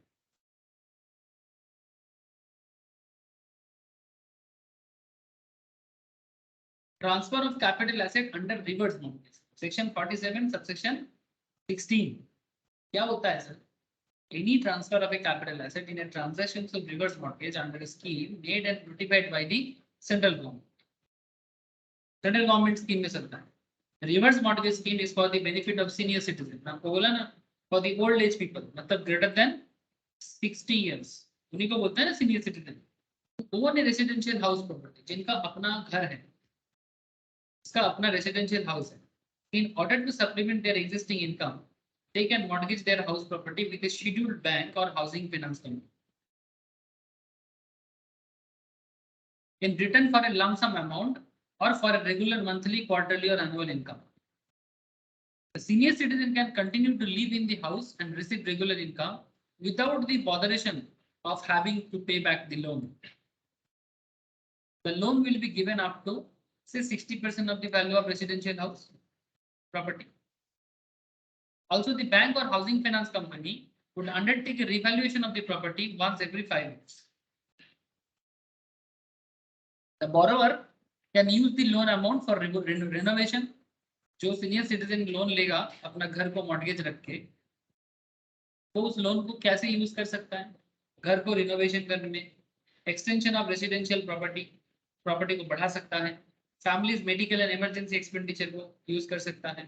Amongst other, however, he cannot use the amount for speculative or trading purpose, मतलब स्टॉक मार्केट, ठीक है, लॉटरी, स्टॉक मार्केट में तो बिल्कुल नहीं कर सकता, इसीलिए बोला ट्रेडिंग करना, ये सब नहीं कर सकते, हॉर्स रेस, गैम्बलिंग, ये सब नहीं कर पाएंगे। जो अनसर्टेन है, स्टॉक मार्केट एक स्किलफुल चीज है ऑब्वियसली, बट अनसर्टेन है ना, आप श्योर शॉट तो नहीं बोल सकते ना। मार्केट में कंपनी प्रॉफिट करेगा, कंपनी का मार्केट में ट्रेडिंग अच्छा होगा, उसके ऊपर डिपेंड करके किसी को प्रॉफिट लग सकता है। तो जो अनसर्टेन इवेंट्स है, जिसका एक अलग लेवल का एनालिटिकल एबिलिटी, ठीक है, जो नॉर्मल सोच के बाहर होता है, मान लो अब ऐसी चीजों में स्पेकुलेटिव जो होता है सर, ठीक है, ऐसी चीजों में वो आप उनका अमाउंट यूज नहीं कर पाते। सो क्या हुआ, मतलब कोई बूढ़ा आदमी, ध्यान से सुनना सर, कोई ओल्ड एज पीपल जिसका एज 60 साल के ऊपर हो गया, जो सीनियर सिटीजन बन गया, उनको सब्स्टिट्यूट इनकम चाहिए सर, क्योंकि एज के बाद इंसान का इनकम करने का थोड़ा सा क्या हो जाता है, इनकम करने का थोड़ा जो स्कोप है वो कम हो जाता है ना। अब उनके पास घर है, अब वो चाहते हैं कि वो उसका घर बैंक मॉर्गेज रखे, बैंक भी ये स्कीम इसीलिए चलाते हैं, लेकिन ये मॉर्गेज थोड़ा अलग है, ये रिवर्स मॉर्गेज है। ये मॉर्गेज थोड़ा अलग है, ये रिवर्स मॉर्गेज है। इसमें जो ओल्ड एज बंदे का घर है ना, मानो ये घर बना लिया हमने, ठीक है सर, इसको मैं 2 स्टोरेज बिल्डिंग बना देता हूँ,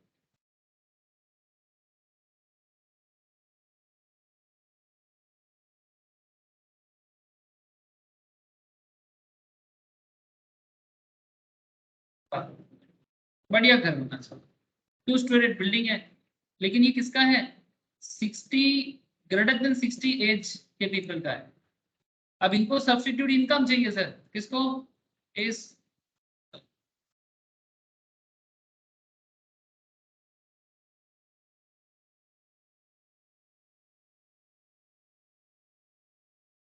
हाथ में डंडा है सर, लाठी, ठीक है। लाठी लेके क्या कर रहा है? बूढ़ा आदमी है, क्या करेगा? ठीक है, एज हो गया है, लाठी लेके चलता है, ठीक है। अब लाठी लेके चल रहा है, समझ में आ गया सर? अब ये 60 इयर्स मोर देन एज का जो बंदा है, इनको कुछ पैसा का सब्स्टिट्यूट इनकम का जरूरत है, लेकिन इनके पास इनकम उतना कुछ है नहीं, जो था रिटायरमेंट में मिल गया, लेकिन घर है। अब अपना घर क्या करेगा? बैंक को मॉर्गेज करेगा। बदले में बैंक क्या करेगा? घर का जो वैल्यूएशन है उसका 60% तक उसको लोन दे सकता है। अगर इस घर का वैल्यूएशन 50 लाख है, तो 50 लाख का 60% कितना हो जाएगा सर? बोलो।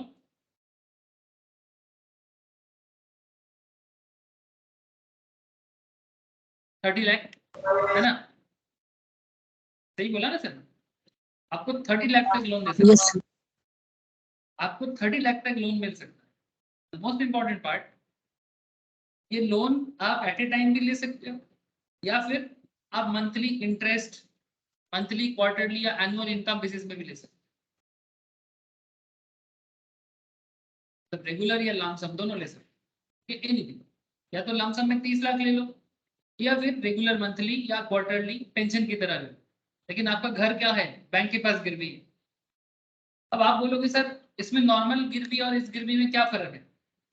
सर नॉर्मल मॉर्गेज और इस मॉर्गेज में फर्क ये है कि नॉर्मल मॉर्गेज में अगर आप लोन नहीं चुका पाते हो, तो बैंक क्या करेगा? वो घर ले लेगा, है ना? वो घर ले लेगा। इस केस में, इस केस में क्या होता है? ये प्रॉपर्टी से इस बूढ़ा आदमी को बैंक नहीं निकाल सकता।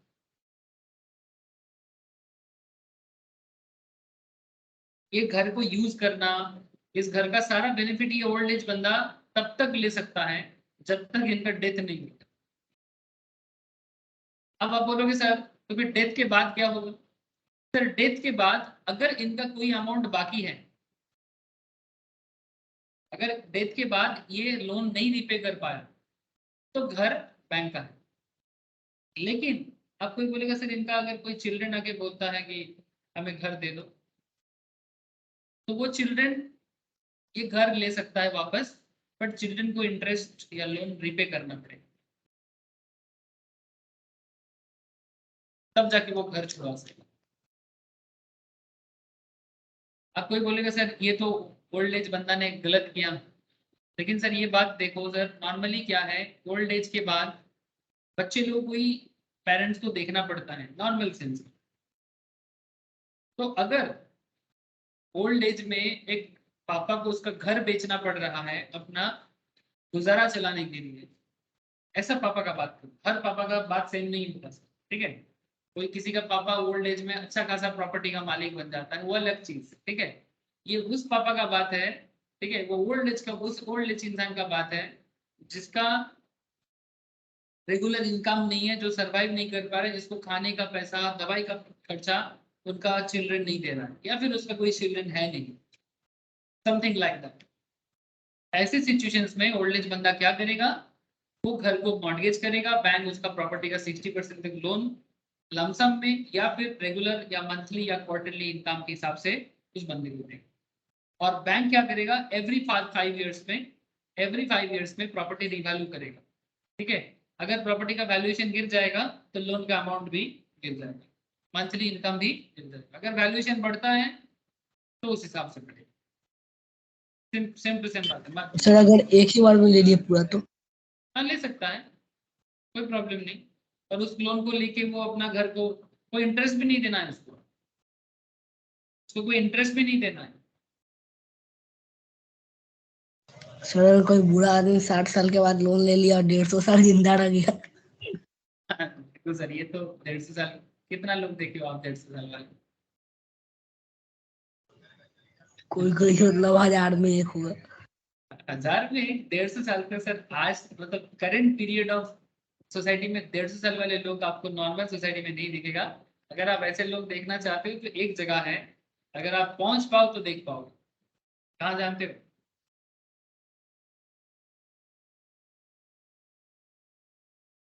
150 क्या उनका एज का आपको पता ही नहीं चलेगा, 200 साल भी हो सकता है, लेकिन वहाँ आम इंसान पहुंच नहीं सकता, बहुत मुश्किल है। मतलब अगर কৈলাস पहुंच भी, हाँ बोलो सर। কৈলাসের কথা বলছি। हाँ ऑब्वियसली सर, मतलब अगर आप तिब्बत पहुंचते हो, ठीक है, और वहां पर जाके अगर आप सरवाइव कर पाते हो, वहां पर ये तिब्बत तिब्बत में ऐसा ऐसा जगह है, तिब्बत इज लाइक ना, ये बर्फीला रेगिस्तान है, ठीक है। रेगिस्तान समझते हो ना, जैसे रेत का मरुभूमि होता है, ठीक है, ये बर्फ का मरुभूमि है।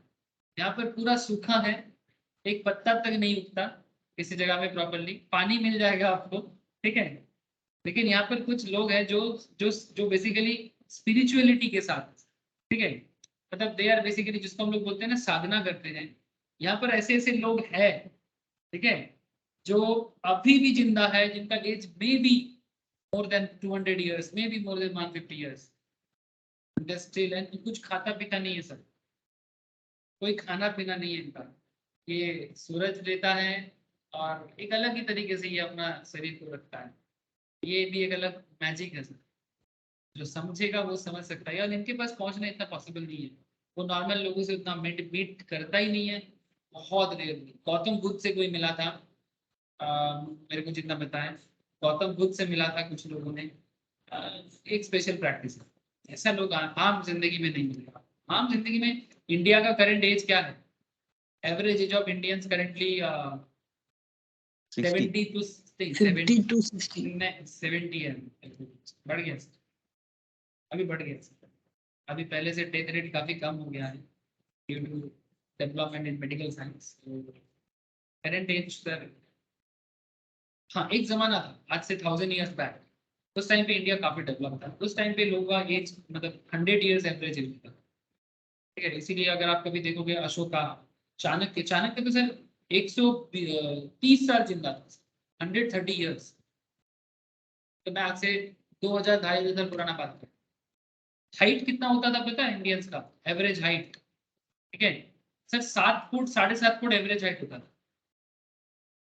महाराणा प्रताप आज से 500 साल पहले, महाराणा प्रताप का हाइट था 7.5।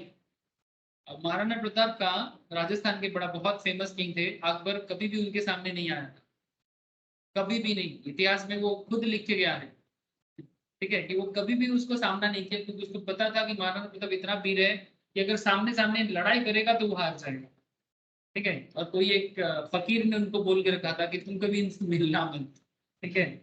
और एक बार मिला था, बट वो राजपूत ही कुछ शान था कि भाई हम इसका, महाराणा प्रताप बहुत ही सच्चा राजपूत था, तो उसका मानना था कि वो जिसके पास हथियार नहीं होगा उसको मारते नहीं है, ऐसा कुछ टाइप का।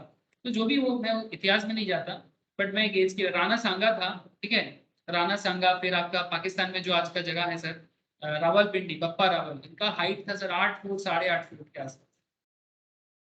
आप बिलीव नहीं करोगे, महाराणा प्रताप के पास जो तलवार होता था उसका वजन होता था 80 kg, तलवार का वजन होता था 80 kg,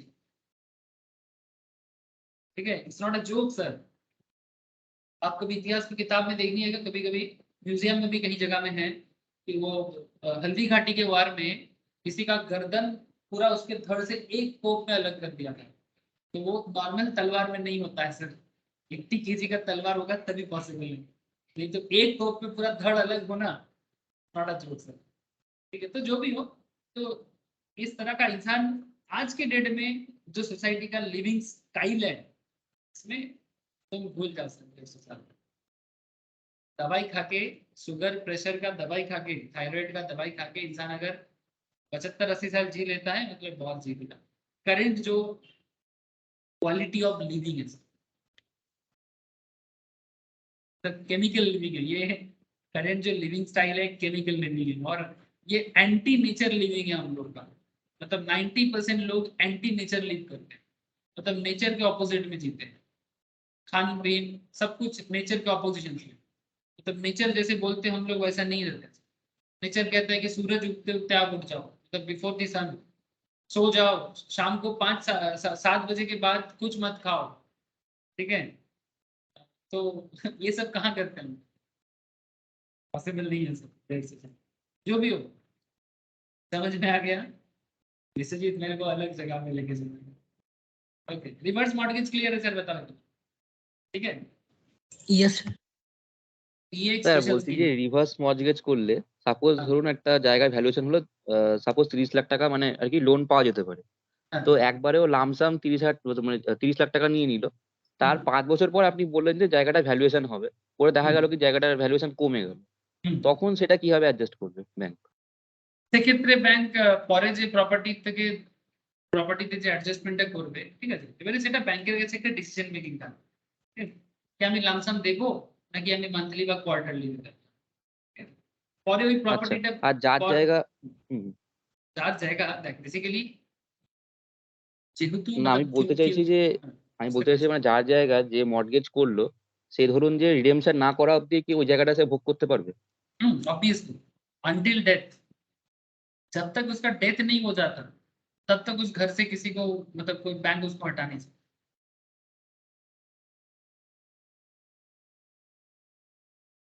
Senior citizen can continue to তাহলে live in the house and receive regular income without the botheration of having pay back the loan। मतलब कोई ऐसा बॉदरेशन कोई उसको कुछ नहीं कर सकता। बट एक चीज है, उनके डेथ के बाद अगर लोन का इंटरेस्ट रिपे वो कर देता है, ठीक है, इन दैट केस उसका घर छूट जाएगा। लेकिन अगर इंटरेस्ट रिपे करने का ताकत होता तो फिर वो ऐसा काम क्यों करता, है ना? तो वो नॉर्मल लोन लेके अपना लाइफ चला लेता, कि वो इंटरेस्ट नहीं पे कर पाएगा तभी तक वो ऐसा काम कर रहा है ना। लेकिन अगर मानो बाद में चिल्ड्रन आके बोलता है कि नहीं मुझे घर चाहिए पापा का, ठीक है, तब सिंपल रूल्स है बैंक का, तो फिर आप पापा का लोन का जो इंटरेस्ट अमाउंट है या जो लोन का रिपे अमाउंट है वो पे कर दो और घर छुड़वा लो। के लिए भी बैंक टाइम देता है। और ये जो वैल्यूएशन जो 5-5 साल बाद बैंक करेगा, ये बैंक अपने लिए करेगा, ठीक है। 5 ईयर्स पहले बैंक ने अगर किसी को लमसम में लोन दे दिया तो वो उस टाइम के वैल्यूएशन पे दे दिया, ठीक है, अगर लमसम में दे दिया। 5 ईयर्स लेटर उसका वैल्यूएशन बैंक जरूर करेगा, मार्केट में क्या चल रहा है, क्या स्कीम चल रहा है, क्या एरिया का क्या वैल्यूएशन बढ़ा है। नॉर्मल केस में लैंड का वैल्यूएशन बढ़ता है और इसीलिए प्रॉपर्टी का वैल्यूएशन बढ़ ही जाता है। एक्सेप्शनल केसेस में, बहुत एक्सेप्शनल केसेस में ऐसा होता है कि जमीन का दाम कम होता है, वो बहुत एक्सेप्शनल सिचुएशन में। लेकिन उस वो पर्टिकुलर जो 30 लाख का, अगर मानो 50 लाख का घर था, उसमें से 30 लाख उसने लोन ले लिया। अब 30 लाख वो घर के एक्सटेंशन में, रिनोवेशन में, इवन अपना मेडिकल इमरजेंसी एक्सपेंडिचर में यूज कर सकता है। लेकिन उसको कभी भी उसको स्पेकुलेशन पर्पस में, ट्रेडिंग पर्पस में, शेयर ट्रेडिंग में या फिर हॉर्स रेस वगैरह में, फिर आपका गेमिंग में, ये सब में खर्चा नहीं कर सकता, ठीक है। Reverse mortgage scheme 2008 now includes within its scope disbursement of loan by approved lending institutions, the bank, NBFCs, in part or in full to the annuities sourcing institutions। Annuity मतलब जो every quarter, every month आपको एक similar amount pay करेगा for the purpose of periodic payment by way of annuity to the reverse mortgage। This should be an additional mode of disbursement. That is, in addition to the direct disbursement by approved lending institution, the reverse mortgager by way of periodic payments or lump sum payment in one or more tranches। An annuity sourcing institution has been defined to mean Life Insurance Corporation of India or any other insurer registered with the Insurance Regulatory and Development। ठीक है, normally ये insurance का जो LIC वगैरह का जो होता है ना, वो लोग ज्यादातर केस में ऐसा सिचुएशन नहीं है, इस तरह का स्कीम के ऊपर बेस करके, ठीक है। इंडिया में सबसे ज्यादा घर तो LIC बनाता है सर। LIC के पास पैसा बहुत है, वो लोन भी देता है और घर बनाने में बहुत काम करता है LIC लोन देता है। Maximum period of reverse mortgage loan where the loan is disbursed directly to the reverse mortgager, ठीक है, 20 years maximum period of loan, 20 years from the date of signing the agreement by the reverse mortgager and the approved lending institution। Basically ये जो time period होता है ये 20 साल का होता है, where the loan is disbursed in part or in full to the annuity sourcing institution for the purpose of periodic payment by way of annuity or reverse mortgage the residual lifetime of the borrower. ठीक है, अगर इसका insurance हो जाता है, ठीक है, तो जब तक वो borrower जिंदा रहेगा तब तक ये लोन चलेगा, बट नॉर्मल में ये 20 साल का होता है। मानो अगर नॉर्मल बैंक के साथ मॉर्गेजर का बात चल रहा है तो 20 इयर्स का स्कीम, 60 साल से लेके 80 तक या 65 से लेके 85 तक हो सकता है, ठीक है। लेकिन अगर मानो कि इसका इंश्योरेंस स्कीम आ जाएगा, the loan is disbursed in part or in full to the annuity sourcing institution, मतलब एन्युटी सोर्सिंग इंस्टीट्यूशन मतलब लाइक LIC जैसी इंस्टीट्यूशन, ठीक है, ये इंश्योरेंस स्कीम के अंदर आ जाता है, ठीक है। अगर वो इसका अप्रूवल दे देता है, मतलब अगर LIC इंश्योरेंस कंपनी से आ जाता है, तो जो बैंक है वो अब इस केस में ये 20 साल की जगह जब तक बॉरोवर का डेथ नहीं हो जाता, मतलब रिवर्स मॉर्गेजर का डेथ नहीं हो जाता, तब तक ये मैक्सिमम लोन पीरियड चलेगा।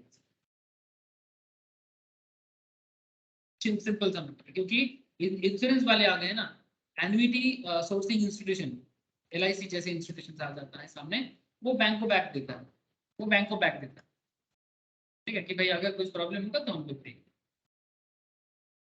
और उसमें कुछ इंश्योरेंस का अमाउंट भी उसमें ऐड हो जाता है। आप लोग घर का लोन लेने जाओगे ना कभी, हाउसिंग लोन, तो आजकल क्या सिस्टम हो गया कि आप हाउसिंग लोन तो लोगे, तो हाउसिंग लोन का जो इंटरेस्ट पे करोगे ना, तो इंटरेस्ट के साथ साथ आप इंश्योरेंस का अमाउंट भी पे करते रहते हैं, और ये इंश्योरेंस का अमाउंट ना इंश्योरेंस बिजनेस, मतलब जो इंश्योरेंस कंपनी उनके पास जाता है।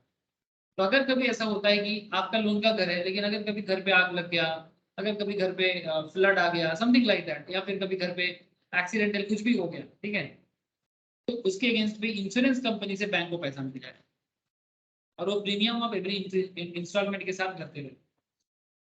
तो ये सब आजकल एक बहुत ही फेमस स्कीम हो गया, ठीक है, मतलब हर तरह से आप एक काम करने जाओगे, दूसरा तीसरा इंस्टीट्यूशन सामने आके पैसा आपसे ले लेगा और आपको डरा के, एक्चुअली डर तो होता ही है, तो वो एक ऑटोमेटिक सिचुएशन क्रिएट होगी। व्हाटएवर, आई होप कि आपको समझ में आ गया सर ये रिवर्स मॉर्गेज कॉन्सेप्ट। तो ये जो भी मैंने आपको बताया, ये सारा क्या चीज क्या था sir, this all are transfer का एक्सेप्शनल पॉइंट, ठीक है, तो उसको ट्रांसफर है पर ट्रांसफर नहीं माना जाएगा। चलिए ये वाला एग्जांपल थोड़ा,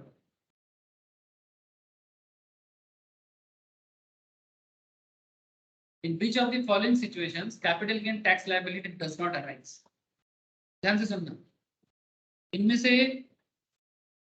कौन सा ट्रांजैक्शन में capital gain tax liability arise नहीं होगा। कौन बनेगा करोड़पति का सवाल है, KBC question. Mister A purchased gold in 1970 for ₹25,000. In the previous year 22-23, he gifted it to his son at the time of marriage. Fair market value of the gold on the day of gift was made was 1 lakh. Is the first one.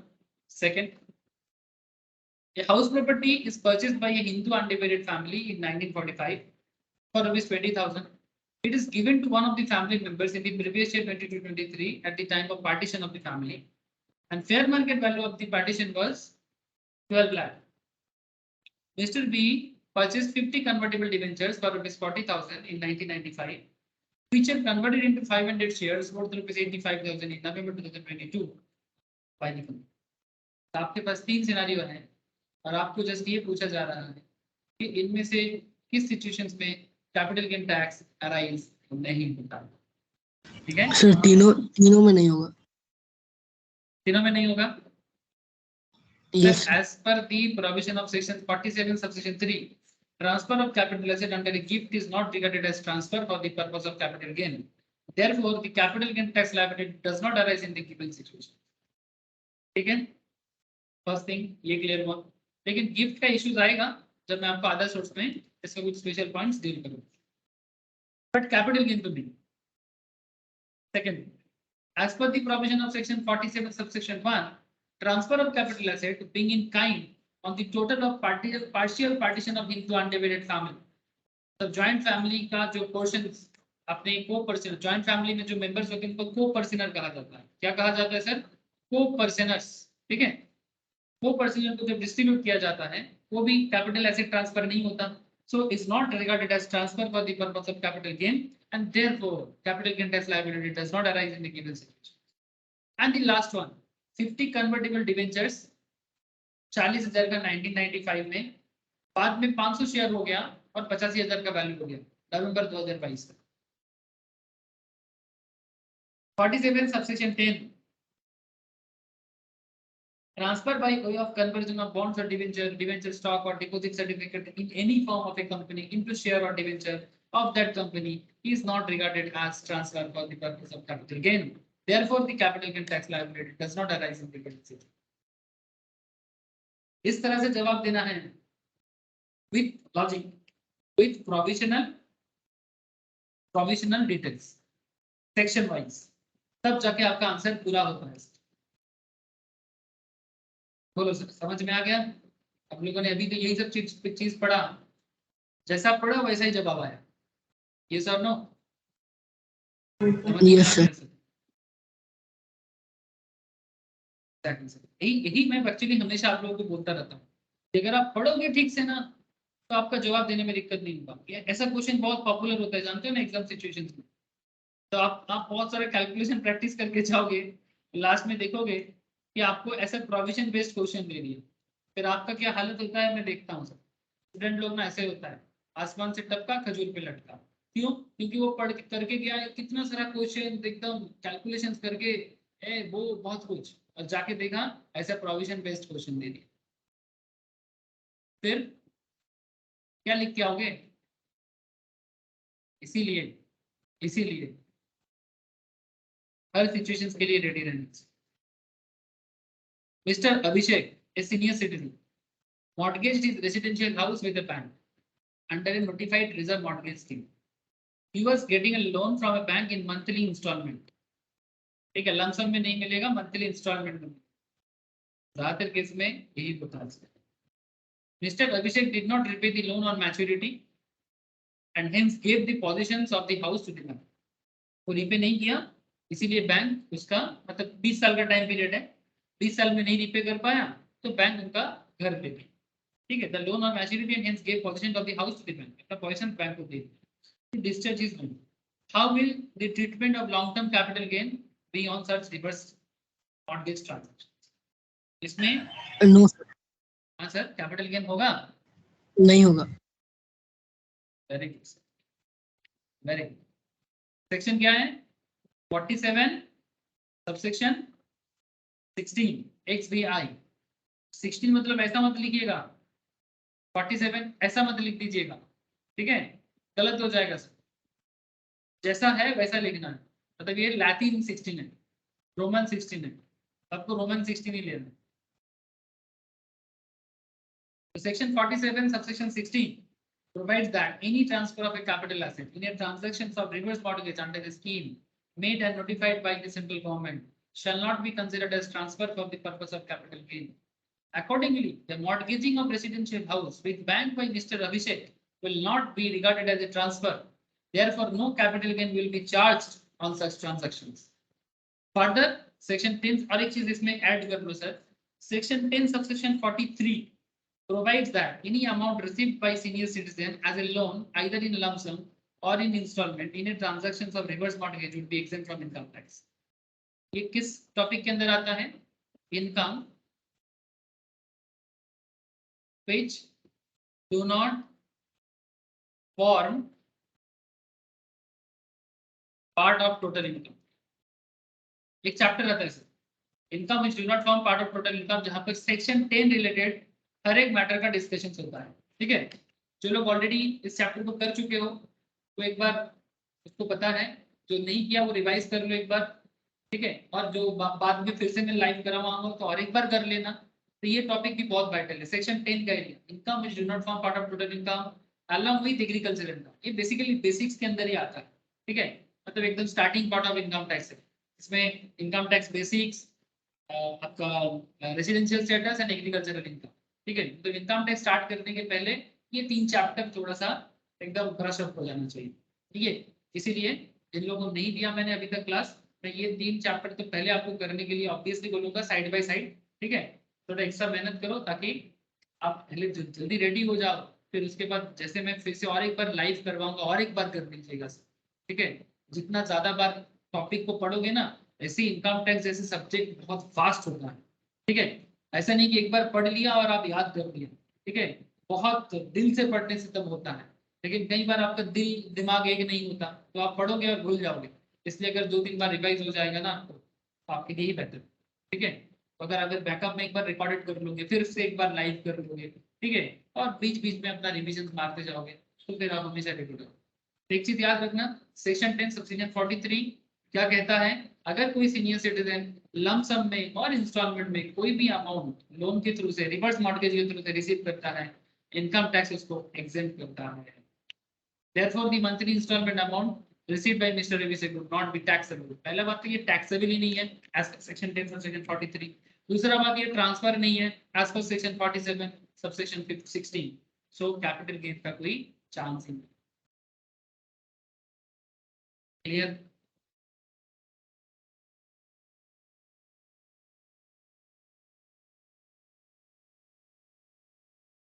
इस तरह से पढ़ोगे, expert बनने में कोई नहीं रुकेगा आपको।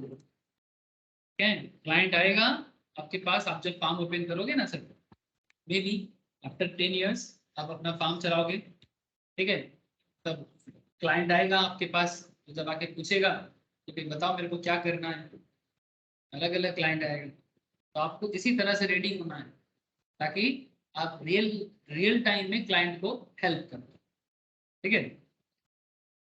बस यही तो कारण है इनकम टैक्स का जो डिटेल्स है जानकारी लेने का। इनकम टैक्स और कुछ नहीं है सर, प्रोविजन का खेला है sir. Examine with reasons whether the following statements are true or false. चलो देखते हैं। Alienation of residential house in a transaction of reverse mortgage under the scheme made and notified by the central government is treated as transfer for the purpose of capital gain. True है कि false है? Zero coupon bond of eligible corporation held for 14 months will be long-term capital assets. Zero coupon bond means a bond on which no payment and benefits are received or receivable before maturity or redemption. बोलो true कौन सा है, false कौन सा है? Statement है, आपको true false ढूंढना है। फर्स्ट पॉइंट, पहला पॉइंट फॉल्स है, क्योंकि क्या बोला था पॉइंट पे, क्या बोला था पॉइंट पे? बोला था कि residential house, alienation of A residential house in a transaction of reverse mortgage under the scheme made and notified by the central government is treated as transfer for the purpose of capital gain. But that is not true, है ना? तो false है। As per section 47 subsection 16 and you know that such alienations of transactions of reverse mortgage under a scheme made by and notified by the central government is not regarded as transfer for the purpose of capital gain. The zero coupon bond of eligible corporations held for 14 months. Zero coupon bond कितना दिन hold करके बेचोगे तो long term होता है sir? 12 month ছিল তো। हाँ, तो 12 महीने से ज्यादा है तो लॉन्ग टर्म ही है ना सर। ও হ্যাঁ হ্যাঁ হ্যাঁ। इसीलिए तो सही बोला था। True. Section 2 subsection 42A defines the term short term capital asset. Under the provision to section 2 subsection 42A, zero coupon bond held for not more than 12 months will be treated as short term capital asset. अगर 12 महीने से कम होता तो short term capital asset होता। Consequently, such bond held for 12 months, more than 12 months, so that is why this is a long term capital asset. Zero coupon bond क्या है? Is a bond on which no payment and benefits are received or receivable before maturity or redemption. True True है sir, ठीक है। जब तक mature नहीं होगा या रिडेम्पशन नहीं होगा आपको कोई बेनिफिट नहीं मिलेगा। और जीरो कूपन बॉन्ड एक्चुअली होता क्या है? बॉन्ड नॉर्मली इंटरेस्ट के बेसिस में होता है, लेकिन जीरो कूपन बॉन्ड में कोई कूपन मतलब एक्चुअली डिस्काउंट पे इशू होता है और रिडीम होता है at par. Very good sir, ठीक है। मानो बॉन्ड का वैल्यू है, जैसे आपको मैंने कितना तरह बॉन्ड दिखाया, कहाँ चला गया? एक बॉन्ड चल रहा था ना 300 का, ठीक है। अब 300 इसका फेस वैल्यू है, लेकिन आपको मानो इशू कर दिया 280 पे। अब इशू हुआ 280 में, इसको रिडीम करेगा 300।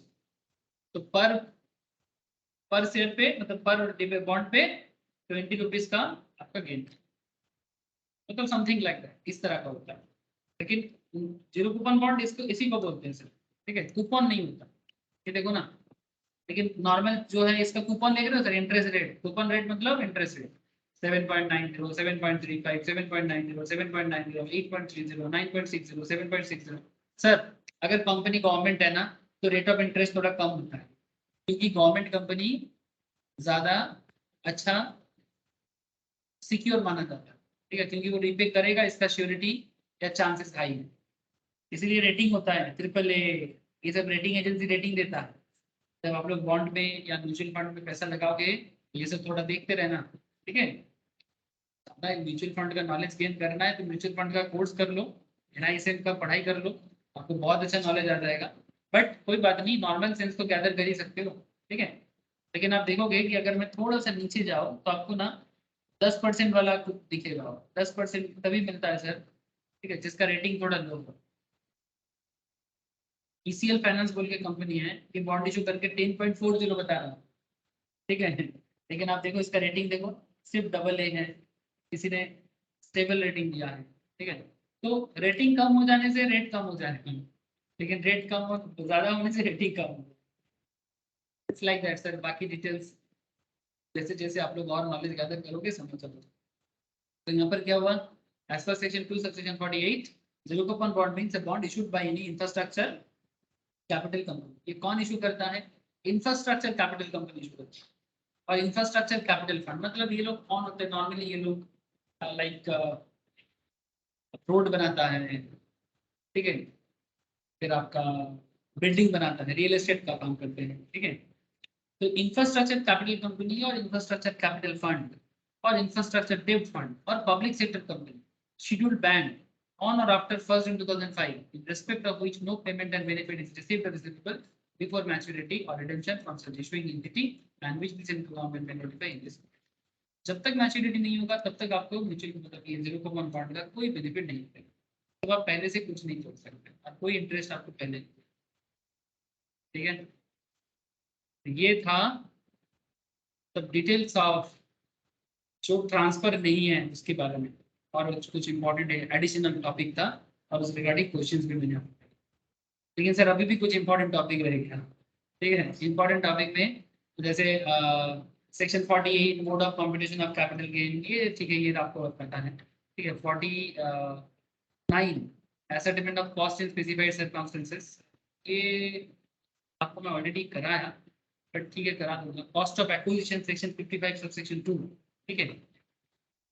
और एक स्पेशल प्रोविजंस का कुछ एरिया है सर 50C 50D, ठीक है, इसमें थोड़ा बात करना पड़ेगा, ठीक है। 50C 50D ये सब में थोड़ा बात करना है, इसमें capital gain in respect of slump sale 50B।